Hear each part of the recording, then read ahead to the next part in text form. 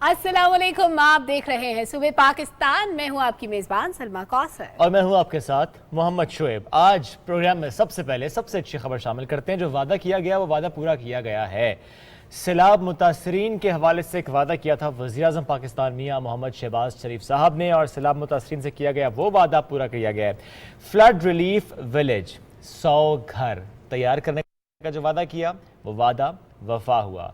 और उन्होंने इस जो एक बात की कि हम ये कर पाएंगे, ये दिखा पाएंगे, और ये हम इस वक्त स्क्रीन पे आपको दिखा भी रहे हैं। वो पूरा सफ़र दिखा रहे हैं कि किस तरह कलील अरसे में ये घर तैयार किए गए हैं। स्कूल है वहाँ पर, यानी पूरा का पूरा कस्बा तैयार है। ये कस्बा तैयार होना इस बात की भी दलील है शुएब कि ये जो मराहिल थे ये हम बड़ी तेज़ी के साथ तय कर रहे हैं। रेस्क्यू और रिलीफ का अमल जो ही ख़त्म हुआ हमने घर बना भी दिए, उस पर मकीन आबाद होने को तैयार है। ये विलेज कंप्लीट हो चुका है, इसमें 100 घर हैं। अब हम कम लागत वाले घरों की तरफ जा रहे हैं, तो ये इस मंसूबे की तरफ पहला कदम है। इसके अलावा अल्टरनेट ऑप्शन पर भी गौर किया जा रहा है कि इससे भी कम लागत में अगर कुछ तैयार हो सके।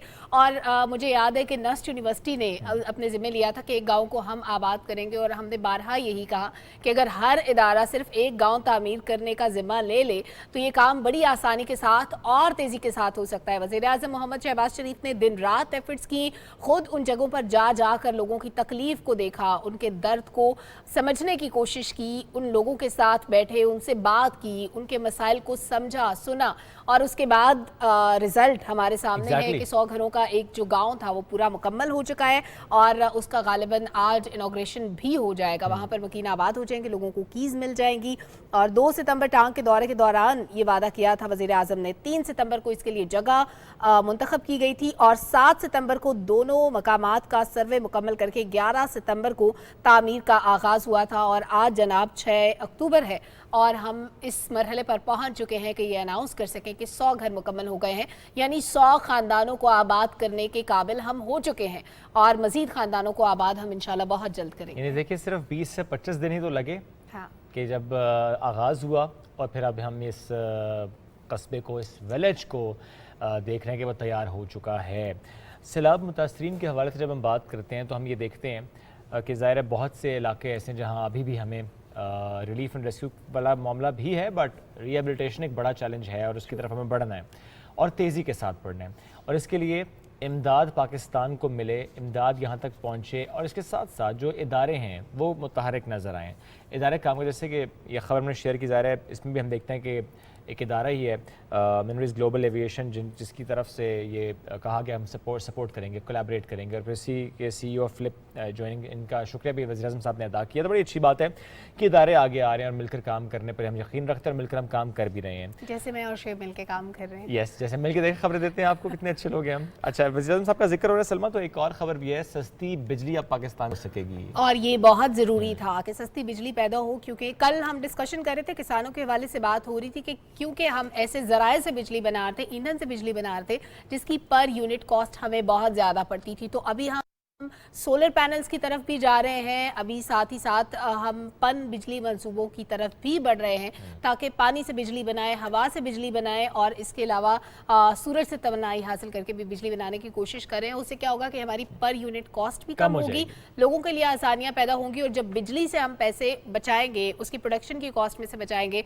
तो ज़ाहिर है हम किसी और जगह पर आवाम को रिलीफ दे सकते हैं। एग्जैक्टली। वज़ीर-ए-आज़म साहब ने थर कोल माइंस को रेलवे लाइन से मुंसलिक करने का जो मंसूबा है, इसको 23 मार्च 2023 तक मुकम्मल करने की हिदायत जो है वो जारी कर दी गई, यानी तेज़ी के साथ काम हो। वफाकी हुकूमत और सिंध हुकूमत, इसकी कोलैबोरेशन से ये होगा, ये मनसूबा मुकम्मल किया जाएगा। वज़ीर-ए-आज़म पाकिस्तान मियां मोहम्मद शहबाज शरीफ और वज़ीर सिंध सैयद मुराद अली शाह, इन्होंने मफाहमती याददाश्त पर दस्तखत जो है वो करना है। और वज़ीर-ए-आज़म साहब ने कहा है कि जो कोयला बिजली घर में इस्तेमाल होता है, इससे $2 अरब सालाना हम देखेंगे कि इससे बिजली घरों की जो ईंधन की दरामद है उसकी मद में बच पाएगा, बचाया जा सकेगा हम, और ये बचाना चाहते भी और बचा रहे भी हैं। अब हम ज़रा बात जब इमदाद की करते हैं तो इसमें हम ये देखते हैं कि बहुत से मुल्कों से पाकिस्तान को इमदाद हासिल हुई है। तो कनाडा का जिक्र करते हैं, एक तो शुक्रिया भी कहते हैं जो कैनेडन ने पाकिस्तान को इस मुश्किल घड़ी में साथ दिया पाकिस्तान का। दुनिया भर से जिस तरह हम देख रहे हैं कि सैलाब मुतासरीन ان کے حوالے سے امداد کا سلسلہ جاری اور ایسے میں کینیڈا سے جو احتیاط آئے ہیں اس سے متعلق کینیڈین حکومت کی جو آفیشیل ٹویٹر اکاؤنٹ ہے اس سے ایک ٹویٹ بھی کی گئی اور پاکستان کے سیلاب متاثرین کے لیے نیک خواہشات کا اظہار کیا گیا ہے. آپ کو ہم دکھا بھی رہے ہیں ساتھ ساتھ. اور کینیڈا میں رہنے والوں نے جو فراخ دلی کا مظاہرہ کیا ہے اس کی بدولت کینیڈا جو ہے وہ پاکستانی سیلاب متاثرین کے لیے $7.5 ملین جمع کر پایا ہے. اور اس حوالے سے یس پاکستانی کونسل خانہ نے بھی اس مدد پر کینیڈین شہریوں کا شکریہ ادا کیا ہے. اور کینیڈا کی ہم بات کریں تو سوئٹزرلینڈ کا ذکر بھی ضرور کریں گے جناب. سوئٹزرلینڈ میں ایک ایسا کپل جس نے گھومنے پہ جانا تھا, انہوں نے جب دیکھا کہ پاکستان میں اتنی زیادہ تباہی ہوئی ہے تو جناب ان میاں بیوی نے اپنے 7 سالہ بیٹے کے ساتھ پاکستان آنے کا فیصلہ کیا. انہوں نے سوچا کہ ہم گھومنے پھرنے کے لیے نہیں جائیں گے, ہم پاکستان جائیں گے, وہ لوگ جو مشکل میں ہیں ان کی مدد کریں گے. اور نہ صرف کینیڈا, سوئٹزرلینڈ بلکہ UAE کا ہم بار بار ذکر کرتے ہیں, ہم سعودی عرب کا ذکر کرتے ہیں, چائنا کا ذکر کرتے ہیں, امریکہ کا ذکر کرتے ہیں. یہ تمام وہ ممالک ہیں جو پاکستان کی مدد کے لیے آگے آ رہے ہیں, جو ہر ممکن کوشش کریں کہ پاکستان میں شہریوں کے لیے آسانیاں پیدا کریں. اور اس کپل کی بات کریں, ایک میاں بیوی جن کا تعلق سوئٹزرلینڈ سے ہے, ان کا بیٹا شراز علی, ان لوگوں نے کہا ہے کہ جناب تفریح کے لیے سوئٹزرلینڈ جانے کی تیاری کر رہے تھے. اور سوری شعیب, میں اپنی تصحیح کر لوں, اصل میں یہ سوئٹزرلینڈ جانا چاہتے تھے, ان کا تعلق ہے برطانیہ سے یہ ادھر جانا چاہتے ہیں. برطانیہ میں پاکستان کی بہت زیادہ ہیلپ کر رہا ہے, تو انہوں نے سوچا کہ ہم سوئٹزرلینڈ جائیں گے, اتنے پیسے خرچ ہوں گے ہماری اکوموڈیشن پہ, کھانے پینے پہ, گھومنے پھرنے پہ, تو ہمیں پاکستان جانا چاہیے. بالکل. اور اس میں نہ صرف شراز علی اور ان کی اہلیہ تھے بلکہ ان کا بیٹا بھی ساتھ تھا. جب انہوں نے پاکستان آنے کا فیصلہ کیا تو اب تک وہ £10,000 سیلاب زدگان کی مدد کے لیے عطیہ کر چکے ہیں. £10,000 ایک بڑی اماؤنٹ ہوتی ہے جو کہ پاکستانی روپیز میں کافی پیسے بنتے ہیں. ایگزیکٹلی. اب چونکہ برطانوی جوڑے کا آپ نے ذکر کیا تو میں برطانوی ممبر آف پارلیمنٹ کا ذکر ضرور کروں گا. ممبر آف پارلیمنٹ ہیں کلب, انہوں نے ایک ٹویٹ کی اور یہ بڑی اہم ٹویٹ ہے, ٹویٹ دکھائیے گا بھی سنا. اور وہ کہتی ہیں کہ پاکستان عالمی جو اخراج ہے نا, جو گلوبل ایمیشنز ہیں, اس میں صرف 1% کا ذمہ دار ہے, لیس دین 1% رادر. اور وہ کہتی ہیں کہ یہ بالکل غلط ہے کہ جس طرح سے پاکستان متاثر ہو رہا ہے, یعنی سب سے زیادہ ہونے والا پاکستان جو ہے وہ سر فہرست ہے اور پاکستان زیادہ خمیازہ بھگت رہا ہے, موسمیاتی تبدیلیوں کا خمیازہ پاکستان بھگت رہا ہے. ہونا تو یہ چاہیے کہ جو امیر ممالک ہیں, جو سپر رچ ہیں, جو کہ اس میں رسپانسبل ہے کلائمیٹ کرائسس میں, وہ اس کاسٹ کو بیئر کریں. اور جو سب سے آخری جملہ ان کا وہ سب سے اہم ہے, cancel Pakistan's debt now. Pakistan کا جو قرض ہے اس کو فی الفور ختم کیا جانا چاہیے. اور بہت زیادہ ان کو اپریشیٹ بھی کیا جا رہا ہے کہ جو آواز انہوں نے اٹھائی ہے کہ اس وقت ان حالات میں پاکستان کا جو قرض ہے وہ ختم ہونا چاہیے. ہم اکثر کہتے ہیں نا قسط مؤخر ہونی چاہیے, اب ختم کرنے کی آواز بلند ہو رہی ہے چونکہ پاکستان رسپانسبل نہیں تھا. لیس دین 1% of the emissions, global emissions, Pakistan responsible ہوگا. لیکن جو سپر رچ ہیں, جو رسپانسبل ہیں, جن کی وجہ سے یہ ہو رہا ہے, جن کی وجہ سے پاکستان میں جانوں کا نقصان ہوا, جن کی وجہ سے ہمارا انفراسٹرکچر تباہ ہوا, جن کی وجہ سے آج ہم اس حالت میں پہنچ گئے کہ ہمارا سندھ, ہمارا بلوچستان, جنوبی پنجاب, KP کے کچھ علاقے, کشمیر, گلگت بلتستان, کون سا وہ علاقہ جو متاثر نہ ہوا ہوگا.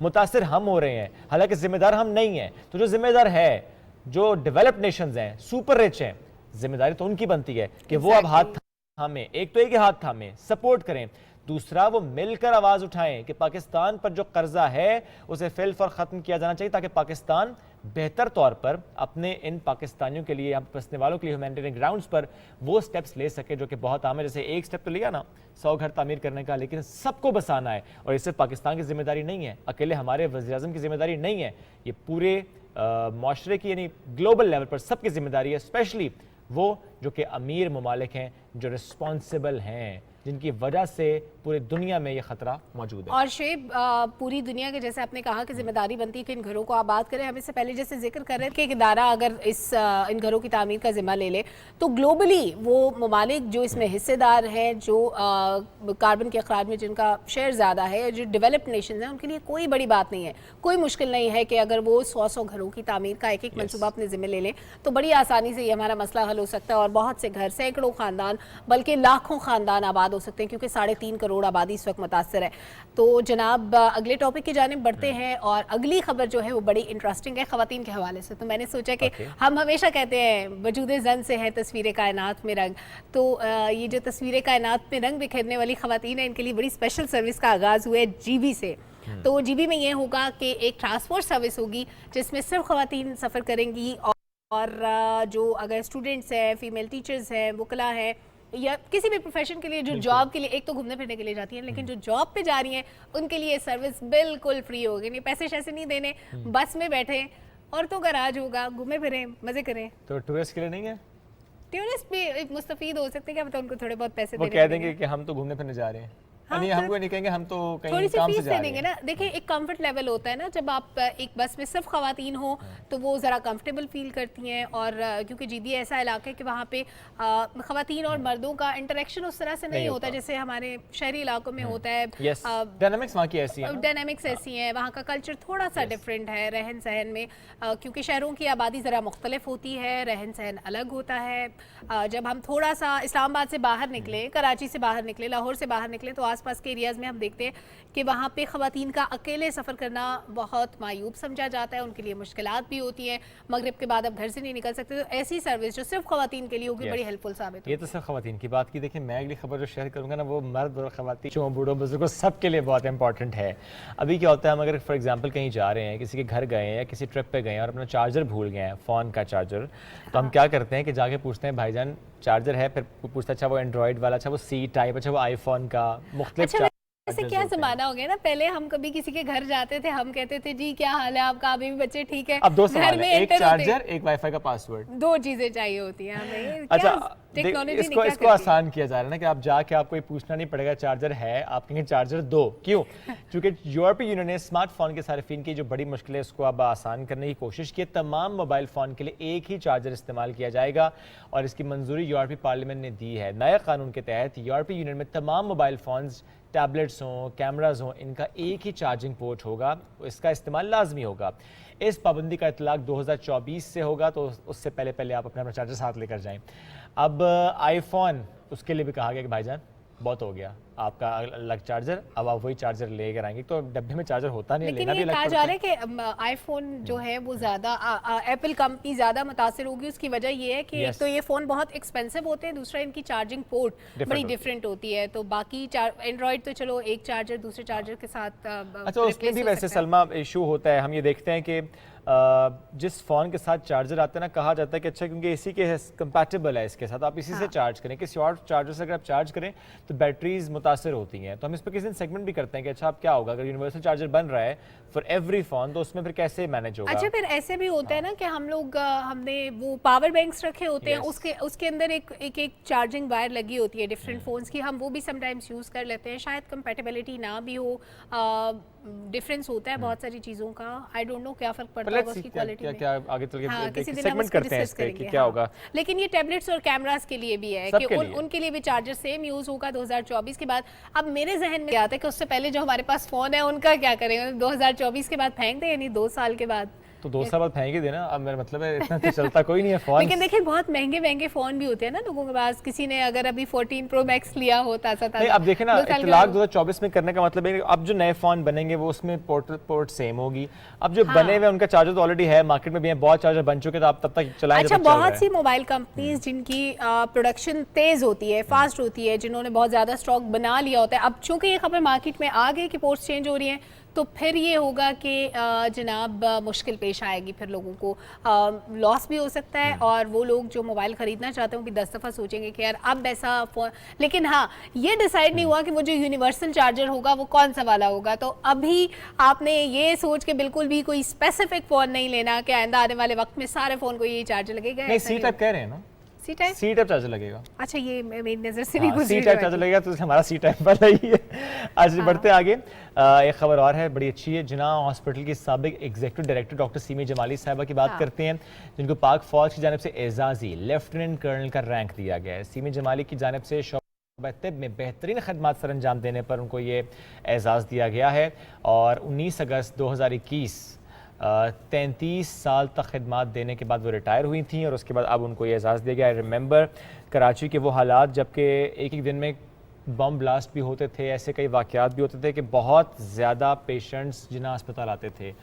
ہمیں وہ وقت یاد ہے کہ سیمی صاحبہ ایمرجنسی میں بھی بھاگ رہی ہوتی تھیں, وارڈز میں بھی جا رہی ہوتی تھیں, ایمبولینس میں جا کے پیشنٹس کو دیکھ رہی تھیں, اسٹریچر پر علاج کر رہی ہوتی تھیں. انہیں آئرن لیڈی بھی کہا گیا.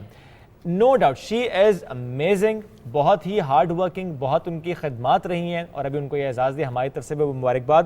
ول try to have her as well maybe tomorrow by video link, because وہ کراچی میں ہوتی ہیں اور اس دوران بیمار بھی خاصی وہ رہی ہیں. اللہ انہیں صحت دے, اللہ انہیں صحت دے, اور بہت ہی ماشاء اللہ انہیں نام اور مقام بنایا ہے طب کے شعبے میں. آپ ان کے نام اور مقام کی بات کریں شعیب, مجھے یاد آ رہا ہے کہ ہم اکثر ان کو ٹیلی فون کال کرتے تھے, ان کے ویوز لیتے تھے کسی بیماری کے حوالے سے ہو یا چاہے وہ ہاسپٹل کے حوالے سے ہو.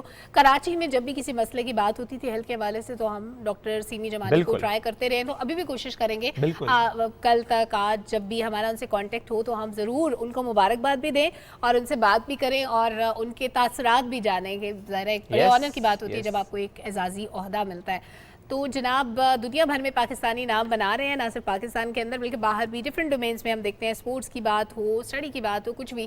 تو بلوچستان کے پستہ قد ثناء اللہ بلوچ نے فرانس کی یونیورسٹی سے پی ایچ ڈی مکمل کر لی ہے. 35 سال ان کی عمر ہے. 50 بڑی یونیورسٹیوں میں شمار ہونے والی فرانس کی یونیورسٹی ہے جہاں سے انہوں نے پی ایچ ڈی کی ڈگری حاصل کی ہے. شعیب, وہ کون سی یونیورسٹی ہے یہ آپ بتائیں؟ بڑی مشکل سی یونیورسٹی ہے, سربون یونیورسٹی. ٹھیک ہے ٹھیک ہے, ہم کوشش کریں گے ہمیں بھی ایڈمیشن مل جائے وہاں پہ. نہیں, ہمیں مشکل ہے ملے. کیوں؟ ہم ادھر ٹھیک نہیں ہے.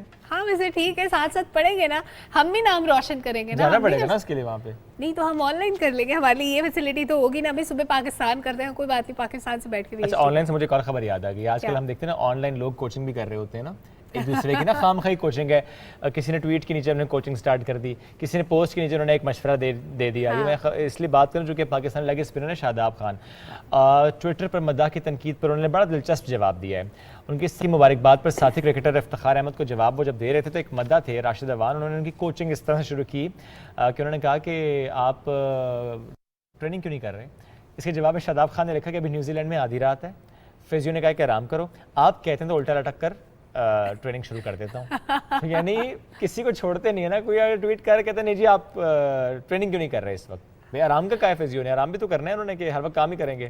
اچھا, یہ جو آن لائن کوچنگ کرنے والے لوگ ہوتے ہیں نا, یہ بڑے معاشرے کے لیے زہر ثابت ہوتے ہیں, لوگوں کے لیے اسٹریس کا باعث بنتے ہیں. کیونکہ بہت دفعہ ایسے ہوتا ہے کہ میں کوئی ٹویٹ کر دوں یا میں کوئی انسٹا پہ چیز لگا دوں تو میری بھی کوچنگ شروع ہو جاتی ہے, مجھے بھی بتایا جاتا ہے. اچھا سلمہ, آپ کتنی بار ایسا ہوا کہ آپ نے کوئی پکچر لگائی اور آگے سے کسی نے لکھا باجی دوپٹہ لے لیں؟ بہت بہت بار. یہ کسی کی پرسنل چوائس ہوتی ہے, لیکن لوگ آپ کو فورس کرنا شروع کر دیتے ہیں بہت ساری چیزوں کے لیے. دیکھیے سوسائٹی کی ریکوائرمنٹس ہر وہ بندہ سمجھتا ہے جو اسکرین پہ آ رہا ہے, اسے بڑے اچھے سے پتہ ہے کہ مجھے کب سر پہ دوپٹہ لینا ہے, میں نے دوپٹہ لینا ہے تو کیسے لینا ہے. یہ اچھا, وہ لوگ جو بھاشن دے رہے ہوتے ہیں ان کے اگر آپ وال پہ جا کے دیکھیں تو الامان الحفیظ وہاں پہ کیا کیا چل رہا ہوتا ہے, وہ تو بس میں کہتی ہوں کہ اس کو چھیڑنا ہی نہیں چاہیے, اس کے بارے میں تو بات ہی نہیں کرنی چاہیے. اور بہت بار ایسا بھی ہوا کہ اب بہت مطلب خیر ہارش بھی ہو جاتا ہے نا بندہ سم ٹائمز کہ جب آپ سے کوئی کنٹینیوسلی کوئی ارریلیونٹ بندہ جس کا کوئی تعلق یا مقصد نہیں ہے کہ وہ آپ کے بارے میں کوئی ان اپروپریٹ کامنٹ کرے, آپ کی لکس پہ بات کرے, کپڑوں پہ بات کرے, اسٹائلنگ پہ, میک اپ پہ, آپ کے اپیرنس پہ, آپ اسکرین پہ کیا کر رہے ہیں, جس کی کوئی ریلیونس نہیں بنتی, تو وہ بندہ کامنٹ کرے تو پھر آپ کبھی کبھی تھوڑا سا اس کو ٹھیک کر دیتے ہیں, آپ اس کی بھی کوچنگ کر دیتے ہیں. ضروری بھی ہے نا, یہ ضروری بھی ہے کوچنگ کی جائے. اچھا, یہ ساری بات اپنی جگہ. ایک اور خبر ہمارے پاس ہے وہ بھی آپ سے شیئر کر لیتے ہیں اس سے پہلے کہ اگلے سیگمنٹ کی طرف ہم بڑھ جائیں. دنیا کی 5 نامور ریسلرز ہیں جو کہ اس وقت پاکستان میں موجود ہیں. راجن پور کا انہوں نے دورہ بھی کیا, یعنی سیلاب متاثرہ علاقوں کا انہوں نے دورہ کیا ہے جہاں انہیں نقصانات سے متعلق بھی بتایا گیا, امدادی سرگرمیوں سے متعلق بریف بھی کیا گیا, اور وہ اپنے اپنے اکاؤنٹ سے آگاہی بھی پھیلا رہے ہیں پوری دنیا کے لیے کہ پاکستان کی مدد کرو. جو ہم نے پہلے دن سے کہا نا کہ پاکستان پکار رہا ہے آؤ میری مدد کرو, تو اس طرح بہت سے لوگ انفلوئنسرز آ رہے ہیں, ریسلرز بھی اب آئے ہیں یہ کہنے کے لیے کہ پاکستان پکار رہا ہے میری مدد کرو. اس پر ہمارے پاس رپورٹ بھی آپ کو دکھاتے ہیں.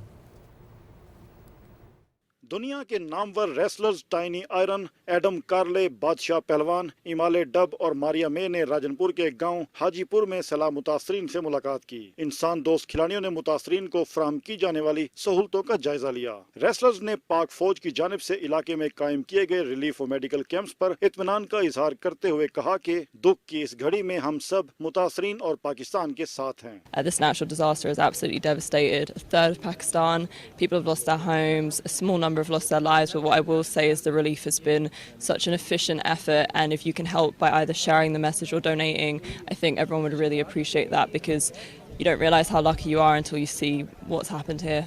Pakistan Army is doing a very, very good job, the best they can to help these people in these conditions at this moment of time. We are supporting them in this situation. This is really heartbreaking to see this by my own eyes, and I feel like I'm really fortunate to have been here to witness this, and then I can tell people around the world. इससे पहले DC office में briefing में बैनुल-अक़वामी wrestlers को बताया गया कि जिला में सैलाबी आफत से 13 कीमती जानें ज़ाय हुई, 314 मवाज़ियात ज़ेरे आब आए और 12,000 मकानात मुनहद्दम होने के अलावा 2,38,000 अराजी पर खड़ी फसलें मुकम्मल तौर पर तबाह हुई। रेसलर्स ने कीमती जानी और माली नुकसान पर अफसोस का इजहार करते हुए कहा कि वो खेलों के प्लेटफॉर्म से मुतासरीन की मदद का अमल यकीनी बनाने में अहम किरदार अदा करते रहेंगे।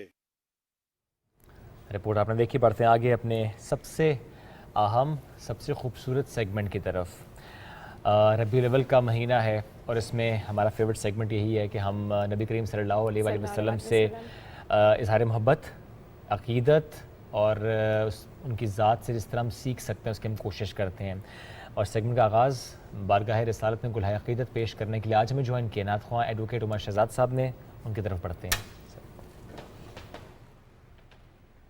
हुजूर मेरी तो सारी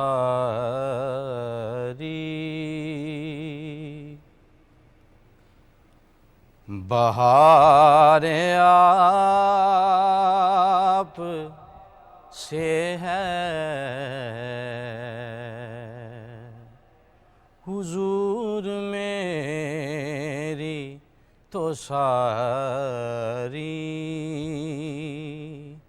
बहार आप से है।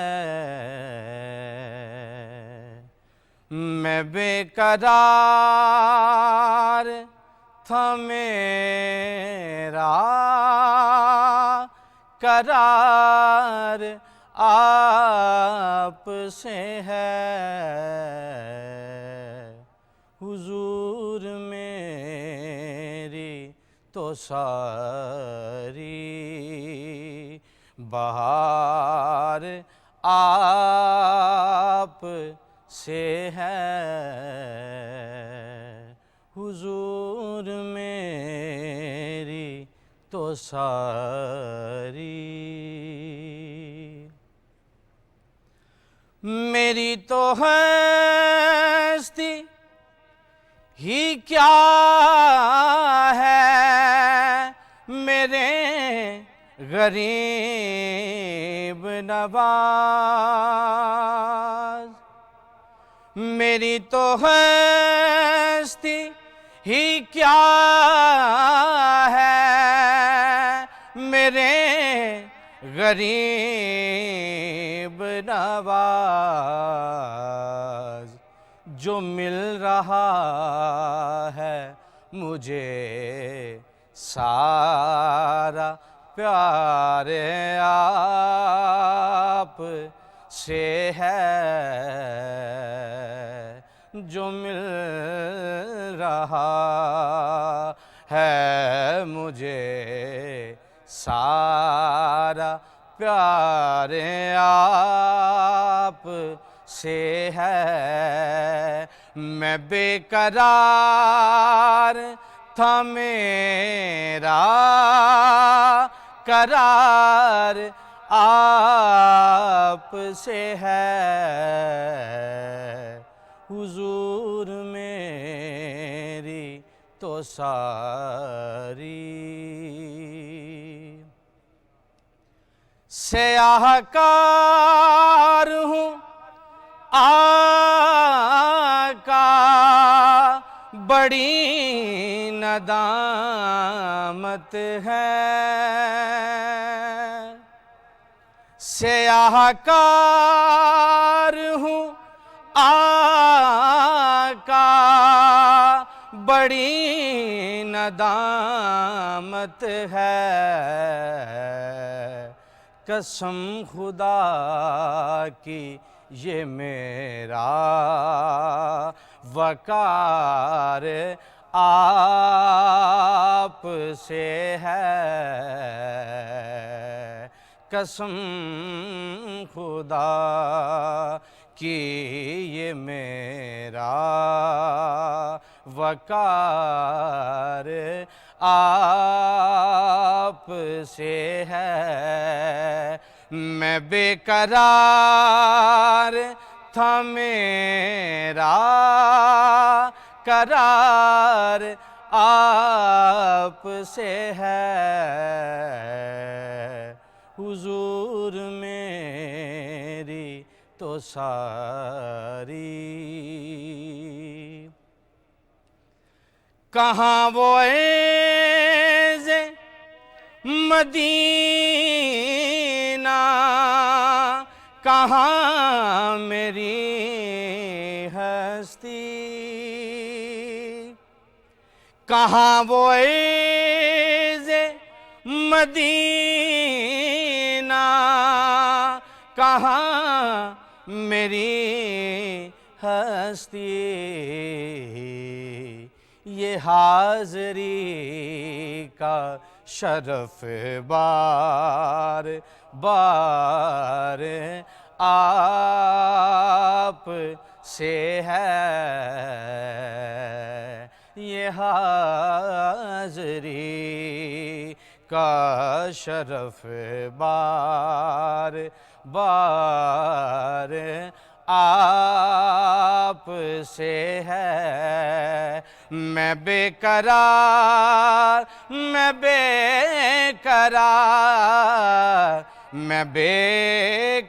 बेकरार था मेरा करार आप से है। हुजूर मेरी तो सारी बहार आप से है। हुजूर मेरी तो सारी। जज़ाकल्लाह उमर शहज़ाद साहब, बहुत शुक्रिया साथ मौजूद थे। और आज का हमारा जो मौजू है वो है मुआशरे की अखलाकियात, इस्लाह और तरबियत। मुआशरा एक इंसानी इमारत है जिसकी ईंटें वो अफराद हैं जिनके मुआशरती ताल्लुकात से उसके ज़िंदा अनासर तश्कील पाते हैं। इसलिए कुरान करीम फ़र्द की, एक इंडिविजुअल की अखलाकी तरबियत पर पूरी तवज्जो देता है। लेकिन मौजूदा हालात में हम क्या सुनते हैं? हम सुनते हैं कि हमारे मुआशरे में बिगाड़ पैदा हो गया है। पहले जैसी तरबियत नहीं रही, जैसे तरबियत होती थी वैसे अब तरबियत होती नहीं है, रही नहीं है। वो माएँ, वो वालिद, वो ख़ानदान, वो निज़ाम नहीं है जो तरबियत करे, वो उस्ताद नहीं है जो तरबियत करे, वो सिस्टम ही नहीं है, वो स्कूल नहीं है, वो इदारे नहीं है जहाँ तरबियत होती थी, वो अंदाज़ नहीं है जिसमें तरबियत होती थी। तो इस्लाह के बजाय क्या होता है फिर? तनकीद कि जी मुआशरा ख़राब है, अब तरबियत हो नहीं रही, तनकीद बराए तनकीद हो रही है। तो आज हम कोशिश करेंगे कि ये समझ सकें जो मुआशरे की अखलाकियात हैं, इस्लाह है, तरबियत है, तरीक़ेकार क्या हो सकता है, सीरत नबवी में कैसे इसकी सपोर्ट हो सकती है, कैसे इससे हम सीख सकते हैं। मैं ज्वाइन किया है मजहबी स्कॉलर डॉक्टर अबू बकर सिद्दीक साहब, जिन्हें हम शामिल गुफ्तगू करेंगे। अस्सलाम वालेकुम सर, कैसे हैं आप? सर वाहिद यानी फ़र्द की एक तरबियत, ये ही बुनियादी बात है, इसी से आगाज़ करना चाहेंगे। कैसे हम हुज़ूर पाक सल्लल्लाहु अलैहि वसल्लम की ज़िंदगी से, उनके अमल से सीख सकते हैं कि जब तरबियत की बात है तो फ़र्द की तरबियत करनी है। बिस्मिल्लाहिर्रहमानिर्रहीम।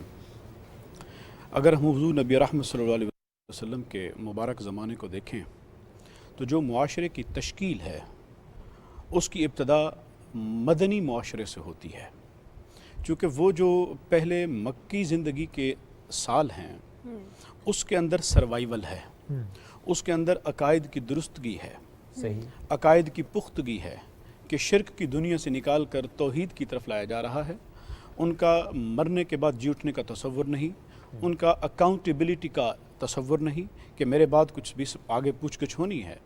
ये अकायद की दुरुस्तगी हो गई, मदीने की तरफ हिजरत हुई। अब हिजरत के बाद आपको जब हम सीरत नबवी सल्लल्लाहु अलैहि वसल्लम का मुताला करते हैं और कुरान मजीद का भी, तो जितने भी अहकामात शरीयत हैं जो ज़िंदगी से मुतालिक उनका नुज़ूल है वो हमें मदनी मुआशरे के अंदर नज़र आता है। सही। हुजूर अब देखें कमाल इस्लाम का ये है और नबवी तरीक़े का कमाल ये है कि फ़र्द को फ़र्द नहीं रहने दिया, फ़र्द को इज्तिमा के साथ कनेक्ट कर दिया, मरबूत कर दिया कि भाई इसी फ़र्द ने ही तो मुआशरा बनाना है।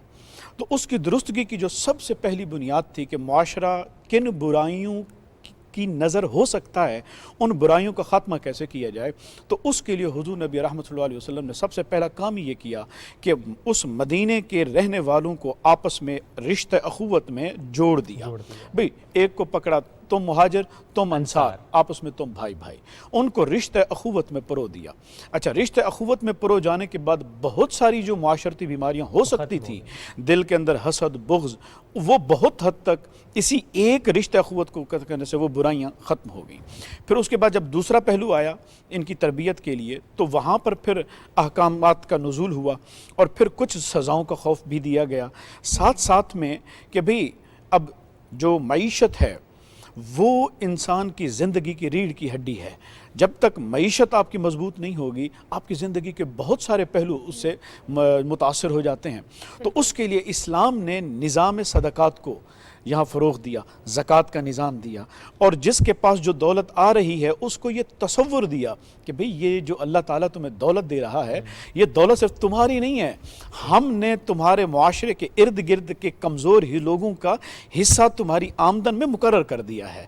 اب جو تمہیں رب عطا کرے تم خود پر بھی لگاؤ، لیکن تم نے اپنے ساتھ ماحول کا بھی خیال رکھنا ہے۔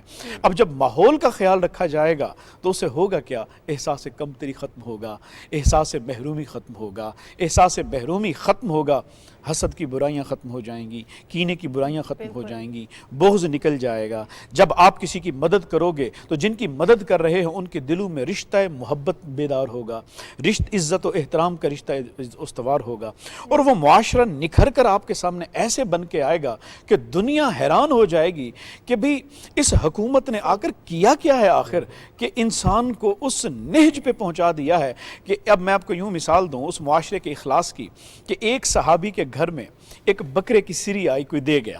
اب اس صحابی نے کہا کہ میری اس وقت کی حاجت پوری ہو گئی، اب میں کسی ساتھ والے کو دے دوں، ممکن ہے اس کا زیادہ حق ہو، اس کو دیا۔ آگے اس نے سوچا مجھ سے زیادہ ساتھ والے کو ہو سکتی ہے ضرورت، وہ پورے معاشرے کے اندر اس گھروں میں پھرتی پھر پہلے گھر میں واپس آئی ہے۔ کسی نے یہ سوچ کر ذخیرہ نہیں کیا چلو میں کل کے لیے رکھ لیتا ہوں، چلو میں یہ کر لیتا ہوں۔ تو یہ ہے وہ مدنی معاشرہ جو نگاہ نبوت نے پروان چڑھایا، اور جہاں پر اور جو افراد تھے ان کو آپس میں اس طرح جوڑ دیا کہ پھر وہاں اپنی ذات ختم ہو گئی، اللہ کے بندے پہلے ہو گئے۔ یہ نہیں کہ سب سے پہلے میں، پہلے یہ تھا کہ سب سے پہلے اللہ کے بندے۔ لیکن ڈاکٹر صاحب جب ہم معاشرے کی بات کرتے ہیں تو معاشرے میں ہر فرد کی امپورٹنس ہے، ہر انڈیویجول کاؤنٹ ہوتا ہے، اس کا رہن سہن، اس کے جو کام ہوتے ہیں، اس کے جو ایکٹس ہوتے ہیں ان کو کاؤنٹ کیا جاتا ہے، لیکن جب فرد کی تربیت کی بات ہوتی ہے تو اس کی ساری ذمہ داری اس کی فیملی پہ ڈال دی جاتی ہے۔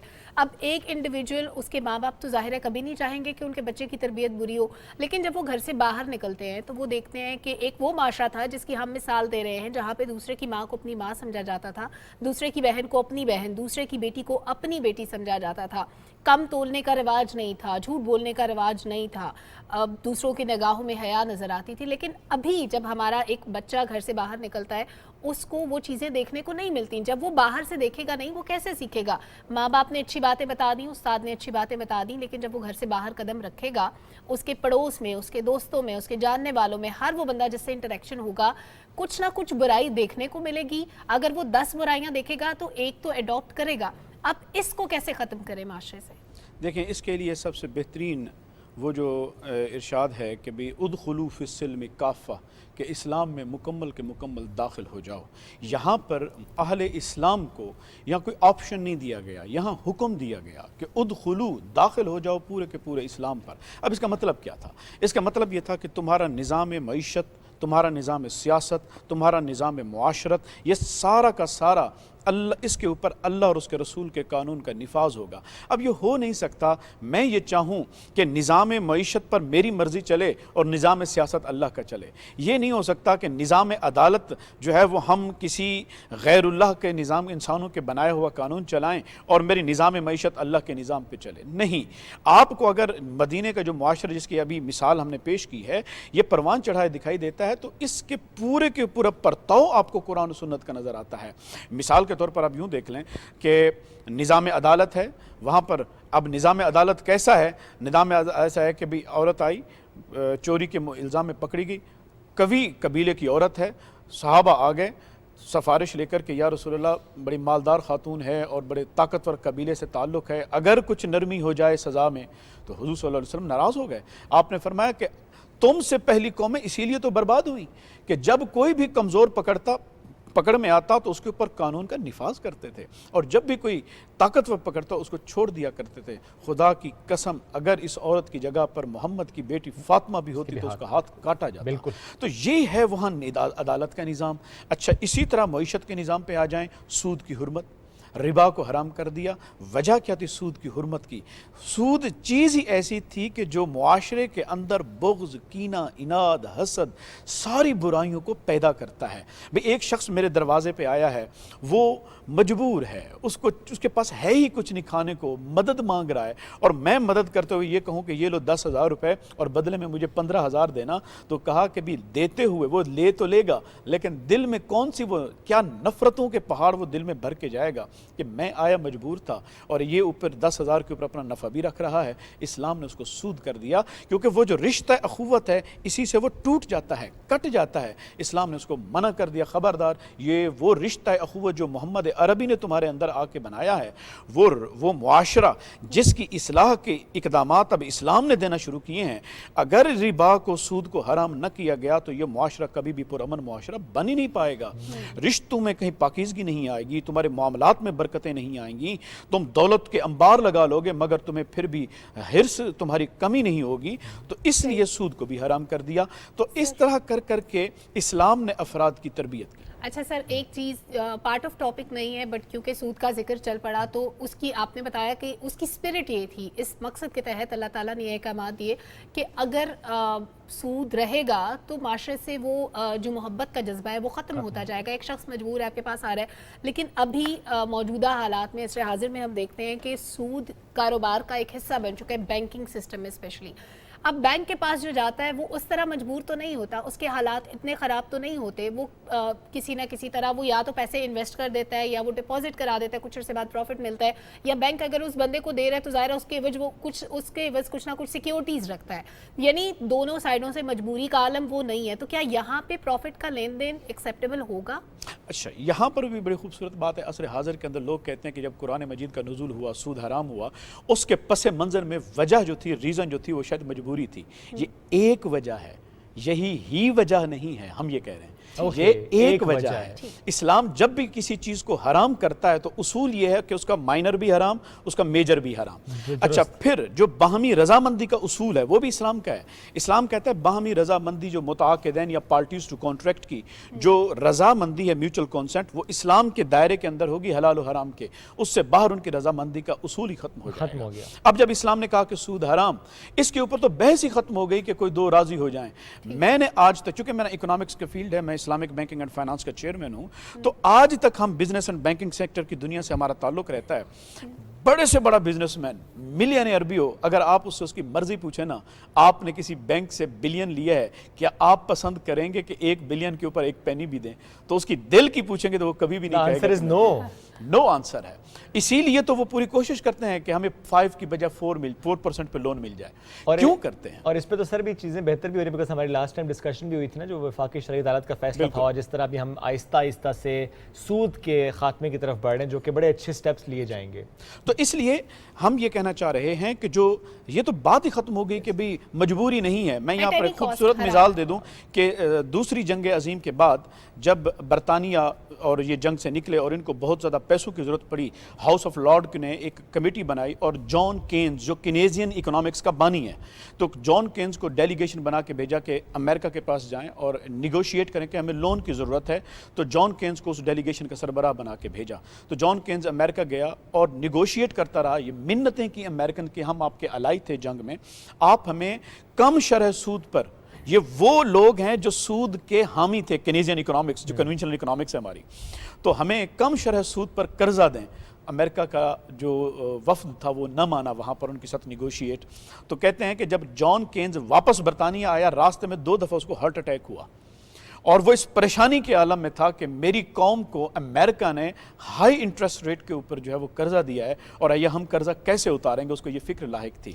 جب وہ ہاؤس آف لارڈ میں پہنچا جان کینز اور اس نے جو سپیچ دی تھی اس کے اندر اس نے ایک جملہ یہ بھی بولا تھا کہ امریکہ نے جو بنیے پن کا مظاہرہ ہمارے ساتھ کیا ہے وہ ہماری دوستی کے اوپر، ہمارے تعلقات پر صدیوں تک اس کے اثرات رہیں گے۔ وہ پریشان تھا۔ یہ وہ قومیں ہیں جو سود کی حامی ہیں، اور یہ دیکھیں وہ حامی ہے، لیکن وہ بھی کیا سوچ رہے ہیں۔ اور سر زبردست موضوع کے اینڈ پہ میں کہوں گا کہ آج ہم نے پروگرام کے دوران بھی یہ بات کی تھی نا، کلاڈی ویب جو کہ ممبر آف پارلیمنٹ ہیں یو کے میں، اور انہوں نے بھی یہ کہا کہ قرض ختم کر دو۔ قرض کیوں چڑھتا جا رہا ہے پاکستان پہ؟ چونکہ سود کا نظام ہے اور ہم ایک بڑی اماؤنٹ سود کی مد میں دے رہے ہیں۔ پرنسپل اماؤنٹ تو پتہ نہیں کب واپس ہوگی، سود ہی دیے چل رہا ہے۔ بہت شکریہ سر، ساتھ موجود ہے اہم موضوع پر ہمارے ساتھ، اور سیگمنٹ کا وقت ختم ہو، لیکن سیگمنٹ کے اینڈ پر بھی ہماری یہ کوشش ہے کہ ہم گلہائے عقیدت جو ہے وہ پیش کریں آج، کیونکہ ہمارے پروگرام میں ہمارے ساتھ ہی موجود ہیں ہمارے نعت خواں بھی، اور عمر شہزاد صاحب سے ہم ریکویسٹ بھی کریں گے ایک اور کلام کی، چونکہ ہماری کوشش یہ ہے کہ ربیع الاول کے مہینے میں ہمارا یہ سیگمنٹ آغاز بھی ہو تو گلہائے عقیدت سے، اور سیگمنٹ کا اختتام بھی ہو تو گلہائے عقیدت سے۔ اس کے بعد ہم نیوز بریک کی طرف بڑھ جائیں گے، نیوز بریک سے جب واپس آئیں گے تو دیگر موضوعات بھی شامل کریں گے، لیکن ابھی ہمیں بڑھنا ہے عمر شہزاد کی طرف اور دیکھتے ہیں کہ اب انہوں نے پروگرام کے حصے میں کون سا کلام ہے جس کا انتخاب کیا ہے۔ عمر،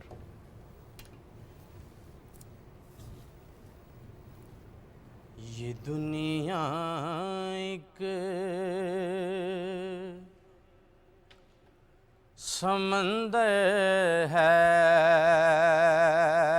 مگر ساحل مدینہ ہے۔ یہ دنیا ایک سمندر ہے مگر ساحل مدینہ ہے۔ ہر ایک موجے بلا کی راہ میں حائل مدینہ ہے۔ اور زمانہ دھوپ ہے اور چھاؤں ہے، بس ایک بستی میں۔ زمانہ دھوپ ہے اور چھاؤں ہے، بس ایک بستی میں۔ یہ دنیا جل کے بجھ جاتی مگر شامل مدینہ ہے۔ یہ دنیا جل کے بجھ جاتی مگر شامل مدینہ ہے۔ اور جہاں شاک بیٹھے ہوں وہ بستی ان کی بستی ہے۔ جہاں شاک بیٹھے ہوں وہ بستی ان کی بستی ہے۔ اور جہاں پہ ذکر ان کا ہو وہی محفل مدینہ ہے۔ جہاں پہ ذکر ان کا ہو وہی محفل مدینہ ہے۔ اور کرم کتنا ہے فخری ان کی ذات پاک کا مجھ پر کرم کتنا ہے فخری ان کی ذات پاک کا مجھ پر میں اتنی دور ہوں لیکن مجھے حاصل مدینہ ہے میں اتنی دور ہوں لیکن مجھے حاصل مدینہ ہے ہر ایک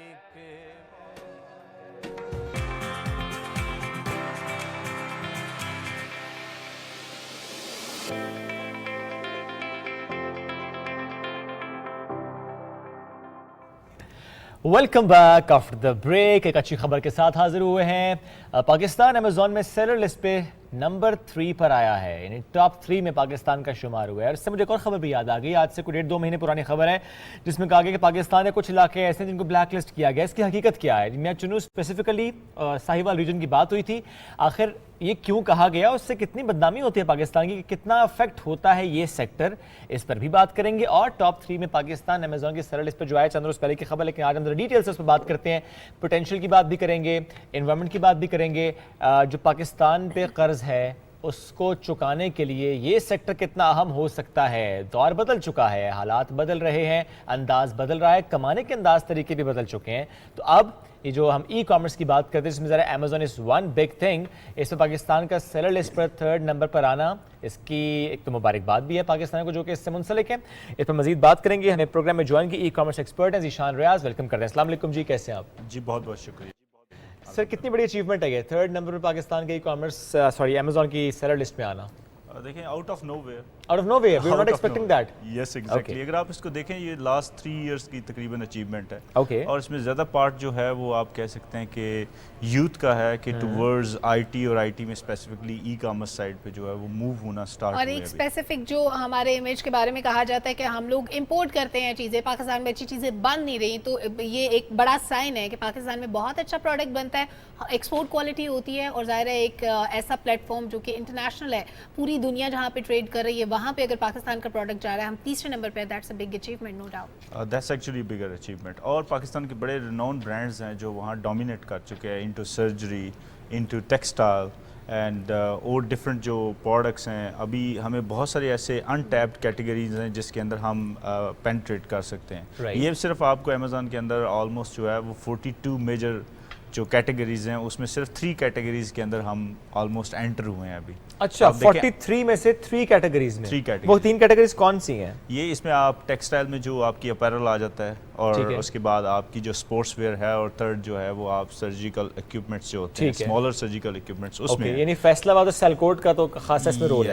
اور اسپورٹس کا اس لیے کیونکہ جیسے بھی فیفا کے لیے بھی جب فٹ بال چوز ہو رہا تھا تو وہ پاکستان سے ہوا, کہ پاکستان کی اسپورٹس کورس جو سیالکوٹ میں بنتی ہیں وہ پوری دنیا میں مشہور ہیں. اور ٹیکسٹائل اس لیے بھی کہ ایک تو ہم پہلے سے اچھا کام کر رہے تھے, پھر کووڈ میں جہاں پہ انڈیا نے بھی انڈسٹری بند کر دی, سارے آس پاس کے ممالک نے سارا کچھ بند کر دیا, مکمل لاک ڈاؤن کر دیا, تو ہم نے بالکل پاکستان کو آرڈرز ملے, اور ہم نے اس وقت بھی اسمارٹ اسٹریٹجی اپناتے ہوئے اپنے ٹیکسٹائل سیکٹر کو کام کرنے کے لیے انگیج رکھا. Yes exactly. جسٹ یہ میں یہاں ایڈ کرتا جاؤں کہ ہمارا جو 3rd نمبر پہ آنا ہے یہ شاید اس سائڈ پہ نہیں ہے کہ ہم امیزون کے اندر بہت بڑے سیلرز بننا شروع ہو چکے ہیں. ہم امیزون میں سروسز سائڈ پہ ہیں, ہم سروسز میں جو ہے بہت زیادہ ان ہوئے ہیں. پروڈکٹ کہیں اور کا ہے, جانا بھی کہیں اور ہے, ہم صرف اور صرف اس کو فیسیلیٹیٹ کر رہے ہیں یہاں بیٹھ کر. Yes exactly. اس کی ریزن یہ بڑی ہے کہ ہمارے پاس کیپٹل نہیں ہے, انویسٹمنٹ نہیں ہے, شاید پرائیویٹ ایکویٹی فرمز اتنی نہیں ہیں. لیکن یہ بھی کوئی چھوٹی بات ہے سر کہ ہمارے ہی نوجوان یہاں پر بیٹھ کے فیسیلیٹیٹ کر رہے ہیں. پروڈکٹ کہیں اور کا نہ انہوں نے دیکھا ہے بنتے ہوئے, نہ ان کو پتہ, لیکن وہ انوینٹری بھی لے رہے ہیں, چوز کرنا بھی امپورٹنٹ ہے, انوینٹری کو لے کے وہاں تک ڈیلیور کروا رہے ہیں.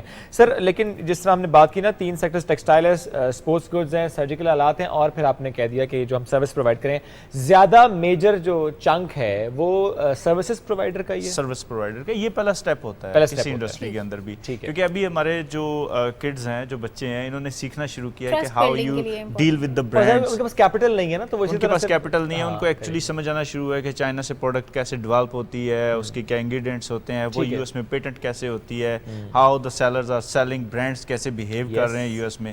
Now at the some point like after 3-4 years they will be able کہ وہ یہ دیکھنا شروع کر دیں گے کہ جی اگر if I am gonna start my own brand تو مجھے یہ کیپٹل ریکوائرڈ ہے, میرا ROI ریٹرن آن انویسٹمنٹ اتنا ہوگا, تو آٹومیٹکلی وہ انویسٹرز کو پچز کرنا شروع ہو جائیں گے. تو دیٹس دا فرسٹ اسٹیپ. اگر ہم اس تھرڈ جو نمبر پہ آنا ہے اس کو ایک بگر اچیومنٹ کے طور پر ہمیں کاؤنٹ کرنا ہے. بالکل ٹھیک ہے سر. ایک چیز اور بھی جو میں نے اس سے پہلے حوالہ دیا کہ 1.5-2 مہینے پہلے خبر آئی تھی اور اس میں کہا گیا جی کہ پاکستان کے کچھ علاقے ایسے ہیں, بالخصوص ساہیوال کی بات ہوئی, میاں چنو کی بات ہوئی, کہ بلیک لسٹ کیا گیا امیزون نے. ظاہر ہے اس سے خاصی آپ کی مارکیٹ متاثر ہوتی ہے. ہم سب یہ سوچتے ہیں کہ اچھا شاید جو ہمارا سیلر وہاں بیٹھا ہوا ہے وہ کچھ ایسی میل پریکٹسز کر رہا ہے, وہ شاید آرڈر یا تو ڈیلیور نہیں کر رہا, ڈیلے کر رہا ہے, یا صحیح مال بھیج نہیں رہا. وہ معاملہ کیا تھا؟ ایکچولی دیکھیں امیزون کی اپنی ٹرمز آف سروسز ہوتی ہیں, TOS ہم ان کو کہتے ہیں, جس کے اندر وہ کہتے ہیں کہ اگر آپ ملٹیپل IPs کے ساتھ ایک ہی ID کو لاگ ان کریں گے, ڈفرنٹ ریجن سے کریں گے, اس کے اندر آپ کی میل پریکٹسز ہوں گی, آپ پیمنٹ میتھڈز ویریفائی نہیں کروائیں گے, دیر آر ملٹیپل تھنگس. تو وہ سیکشن 3 ایک امیزون کی ہوتی ہے جسے ہم اسپیسیفکلی کہتے ہیں, جس کے اندر آپ اس کی ٹرمز کو وائلیٹ کرتے ہیں, تو وہ آپ کے اکاؤنٹ کو بلاک کر دیتے ہیں. تو آل اوور دا ورلڈ جو ہے وہ اکاؤنٹ بلاک ہوتے ہیں. اور پاکستان میں یہ جو نیوز تھی اس کو میں ویریفائی نہیں کرتا. I talk to directly Amazon, کیونکہ ہم US میں امیزون کے ڈائریکٹ پارٹنرز ہیں into the agency and the business side. تو میں نے ان سے ڈائریکٹ بات ہوئی, انہوں نے کہا جی ہمارے طرف سے تو ایسی کوئی اسٹیٹمنٹ نہیں تھی. گڈ اسٹیٹمنٹ بھی نہیں تھی, لیکن کیا اکاؤنٹس بلاک ہوئے تھے؟ اکاؤنٹ سم ہاؤ میں نے کہا پوری دنیا میں بلاک ہوتے رہتے ہیں. بلاک ہوتے رہتے ہیں. آپ کا بینک اکاؤنٹ ہے, آپ جاتے ہیں سسپیشیس ٹرانزیکشن کرنے کی کوشش کرتے ہیں. کی معذرت لیکن کوئی شہر, کوئی اسپیسیفک ریجن بلیک لسٹ نہیں ہوا. بالکل نہیں ہوا. اور کیسے یہ پاسبل ہے؟ یہاں IT کے لوگ بیٹھے ہوں گے کہ ایک ریجن پاکستان میں بلاک کر دیا جائے, اور حالانکہ پاکستان کی IP تو ایک ہی ہے. فیک نیوز اسی طرح امپیکٹ, فیک نیوز اسی طرح ہوتی ہے. تو ابھی جو گورنمنٹ ہے اس نے بڑا اچھا اسٹیپ ایک لیا ہے کہ ministry of IT and FIA together انہوں نے ایک اناؤنسمنٹ کی کہ جی ہم کاؤنٹر کریں گے ایسی اگر کوئی فراڈولنٹ ایکٹیویٹی آتی ہے, اور اگر ہمیں امیزون ریچ آؤٹ کرتا ہے, ادروائز ہم اس کو کاؤنٹر کریں گے. لیکن انہوں نے بھی اس کو ویریفائی نہیں کیا کہ ایسی کوئی نیوز ہے. لیکن being an expert working in this field from last 10 years I can say that ایسی کوئی نیوز نہیں ہے.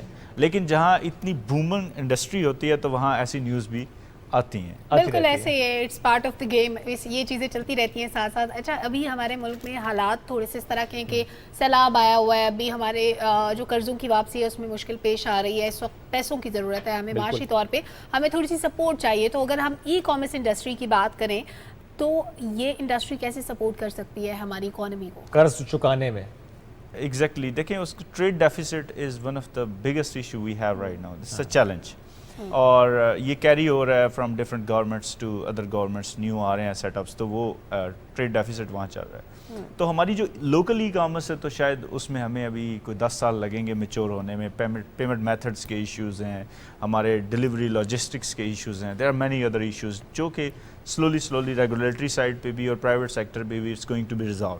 لیکن دا فاسٹسٹ وے از کہ جو ہم ایکسپورٹ پروڈکٹس مینوفیکچررز بنا رہے ہیں, why don't these manufacturers go in to US, اور جو کہ وہ آلریڈی پروڈکٹس بھیج رہے ہیں یہاں سے کنٹینر میں, they launch their own small brands and then they can expedite it very easily.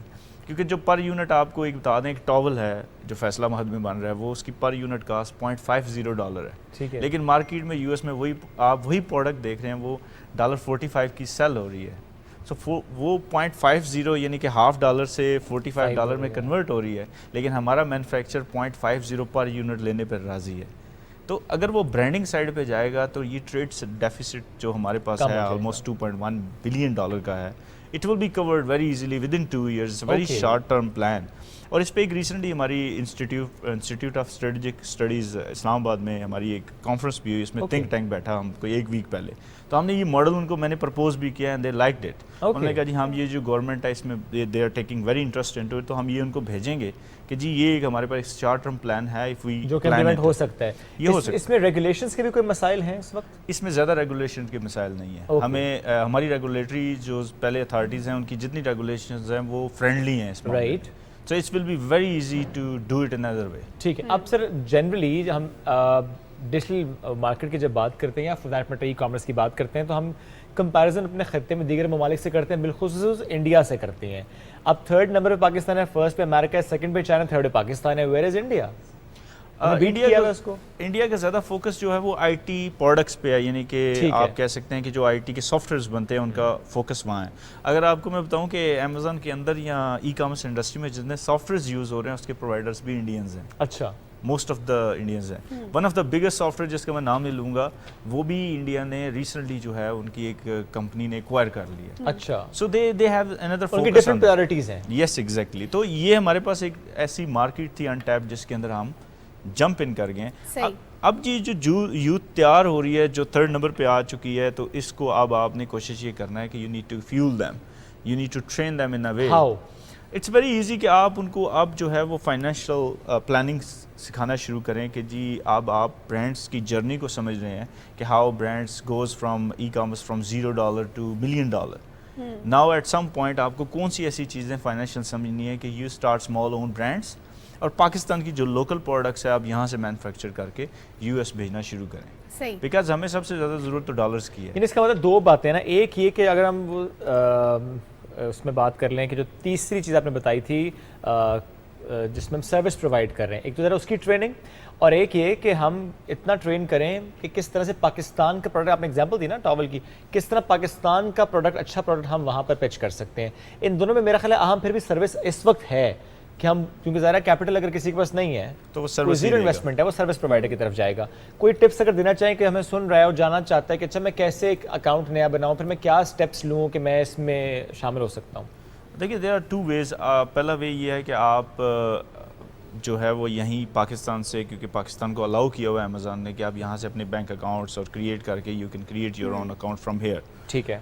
लेकिन ज़्यादा रिकमेंड ये करेंगे कि आप वो अकाउंट यूएस से ही बनाएं ताकि फ्यूचर में अगर कोई आईपी इन्फ्रिंजमेंट आता है, कोई ऐसा इशू आता है या समहाउ अमेज़न रिस्ट्रिक्ट करना शुरू कर देता है पाकिस्तान को, जो कि अभी डर हो गया था इस न्यूज़ के बाद कि इसके बाद आपने बताया कि वो झूठ लेकिन सर ये भी तो इम्पोर्टेंट है, अगर पाकिस्तान में अकाउंट नहीं होगा तो फाइनेंशियली कोई प्रॉब्लम नहीं क्रिएट होगी. अगर पाकिस्तान में अगर अकाउंट्स नहीं है वहाँ पे पैसे नहीं आप कह रहे हैं कि यूएस में अकाउंट खुलवाएं.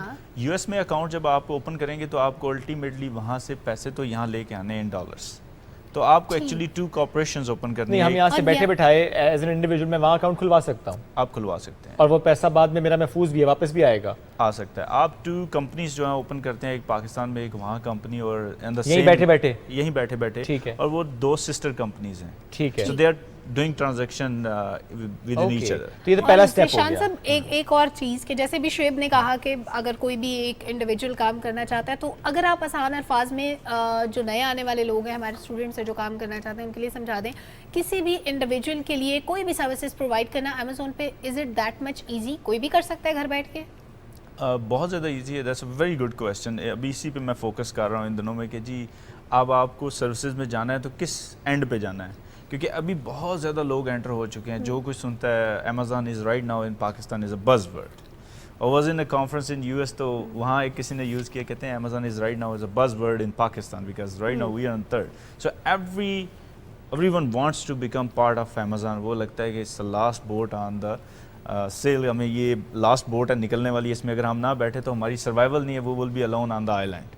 तो ये कभी है. लेकिन अब हमें सर्विसेज में करना क्या है, हमें अपने आप को स्पेशलाइज्ड करना है. ओके हमें बहुत ज़्यादा स्पेशलाइज्ड करना है because if we are charging $4 for an hour और $6 फॉर एन आवर, जो कि एवरेज रेट है राइट नाउ, अगर आप अपनी स्पेशलिटी एक स्पेसिफिक फील्ड में डेवलप करेंगे इन अमेज़न तो आपका जो डॉलर रेट है it's going to be above $10. You will be might be $16 and up at $50 because आपकी एक्सपर्टीज़ है. तो जो तो इस मार्केट में मेच्योर हो चुके हैं they have to move to the specialisation.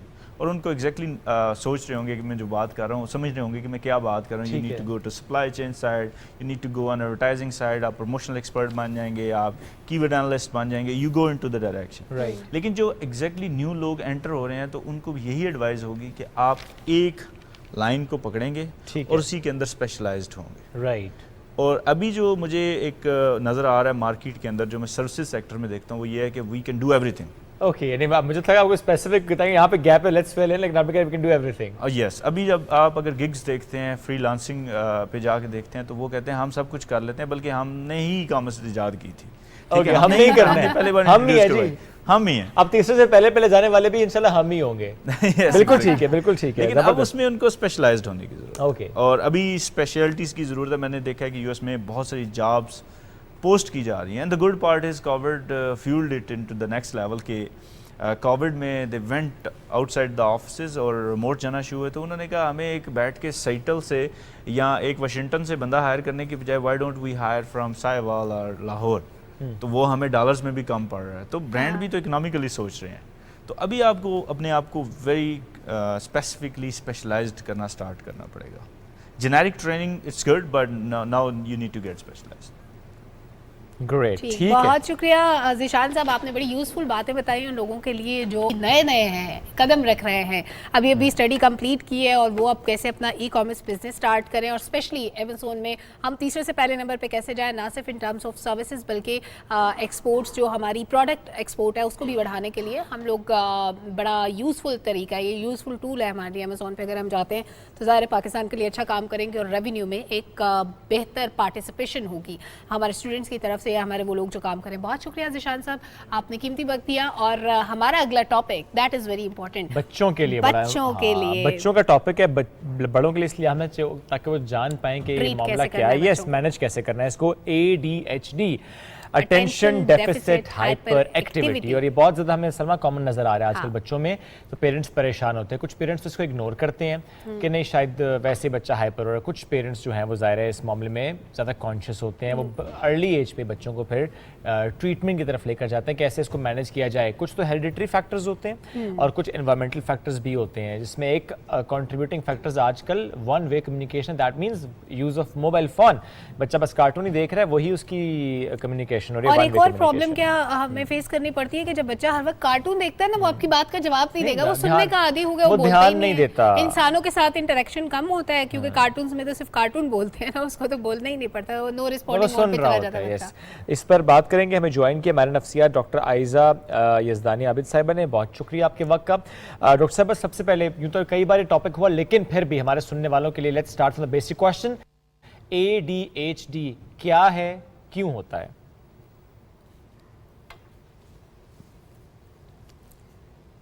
Ayesha साहिबा की आवाज़ हम तक अभी नहीं पहुंच रही, कोशिश करेंगे कि हमारी आवाज़ आए। आयशा साहिबा जाने कि ये जो बच्चे मतलब बहुत ही ज़्यादा उछल कूद शुरू कर देते हैं ना, और फिर जब वो कार्टून्स वगैरह देखते हैं तो वो नो रिस्पॉन्डिंग मोड पे भी चले जाते हैं, तो ये दोनों चीज़ें क्यों होती हैं?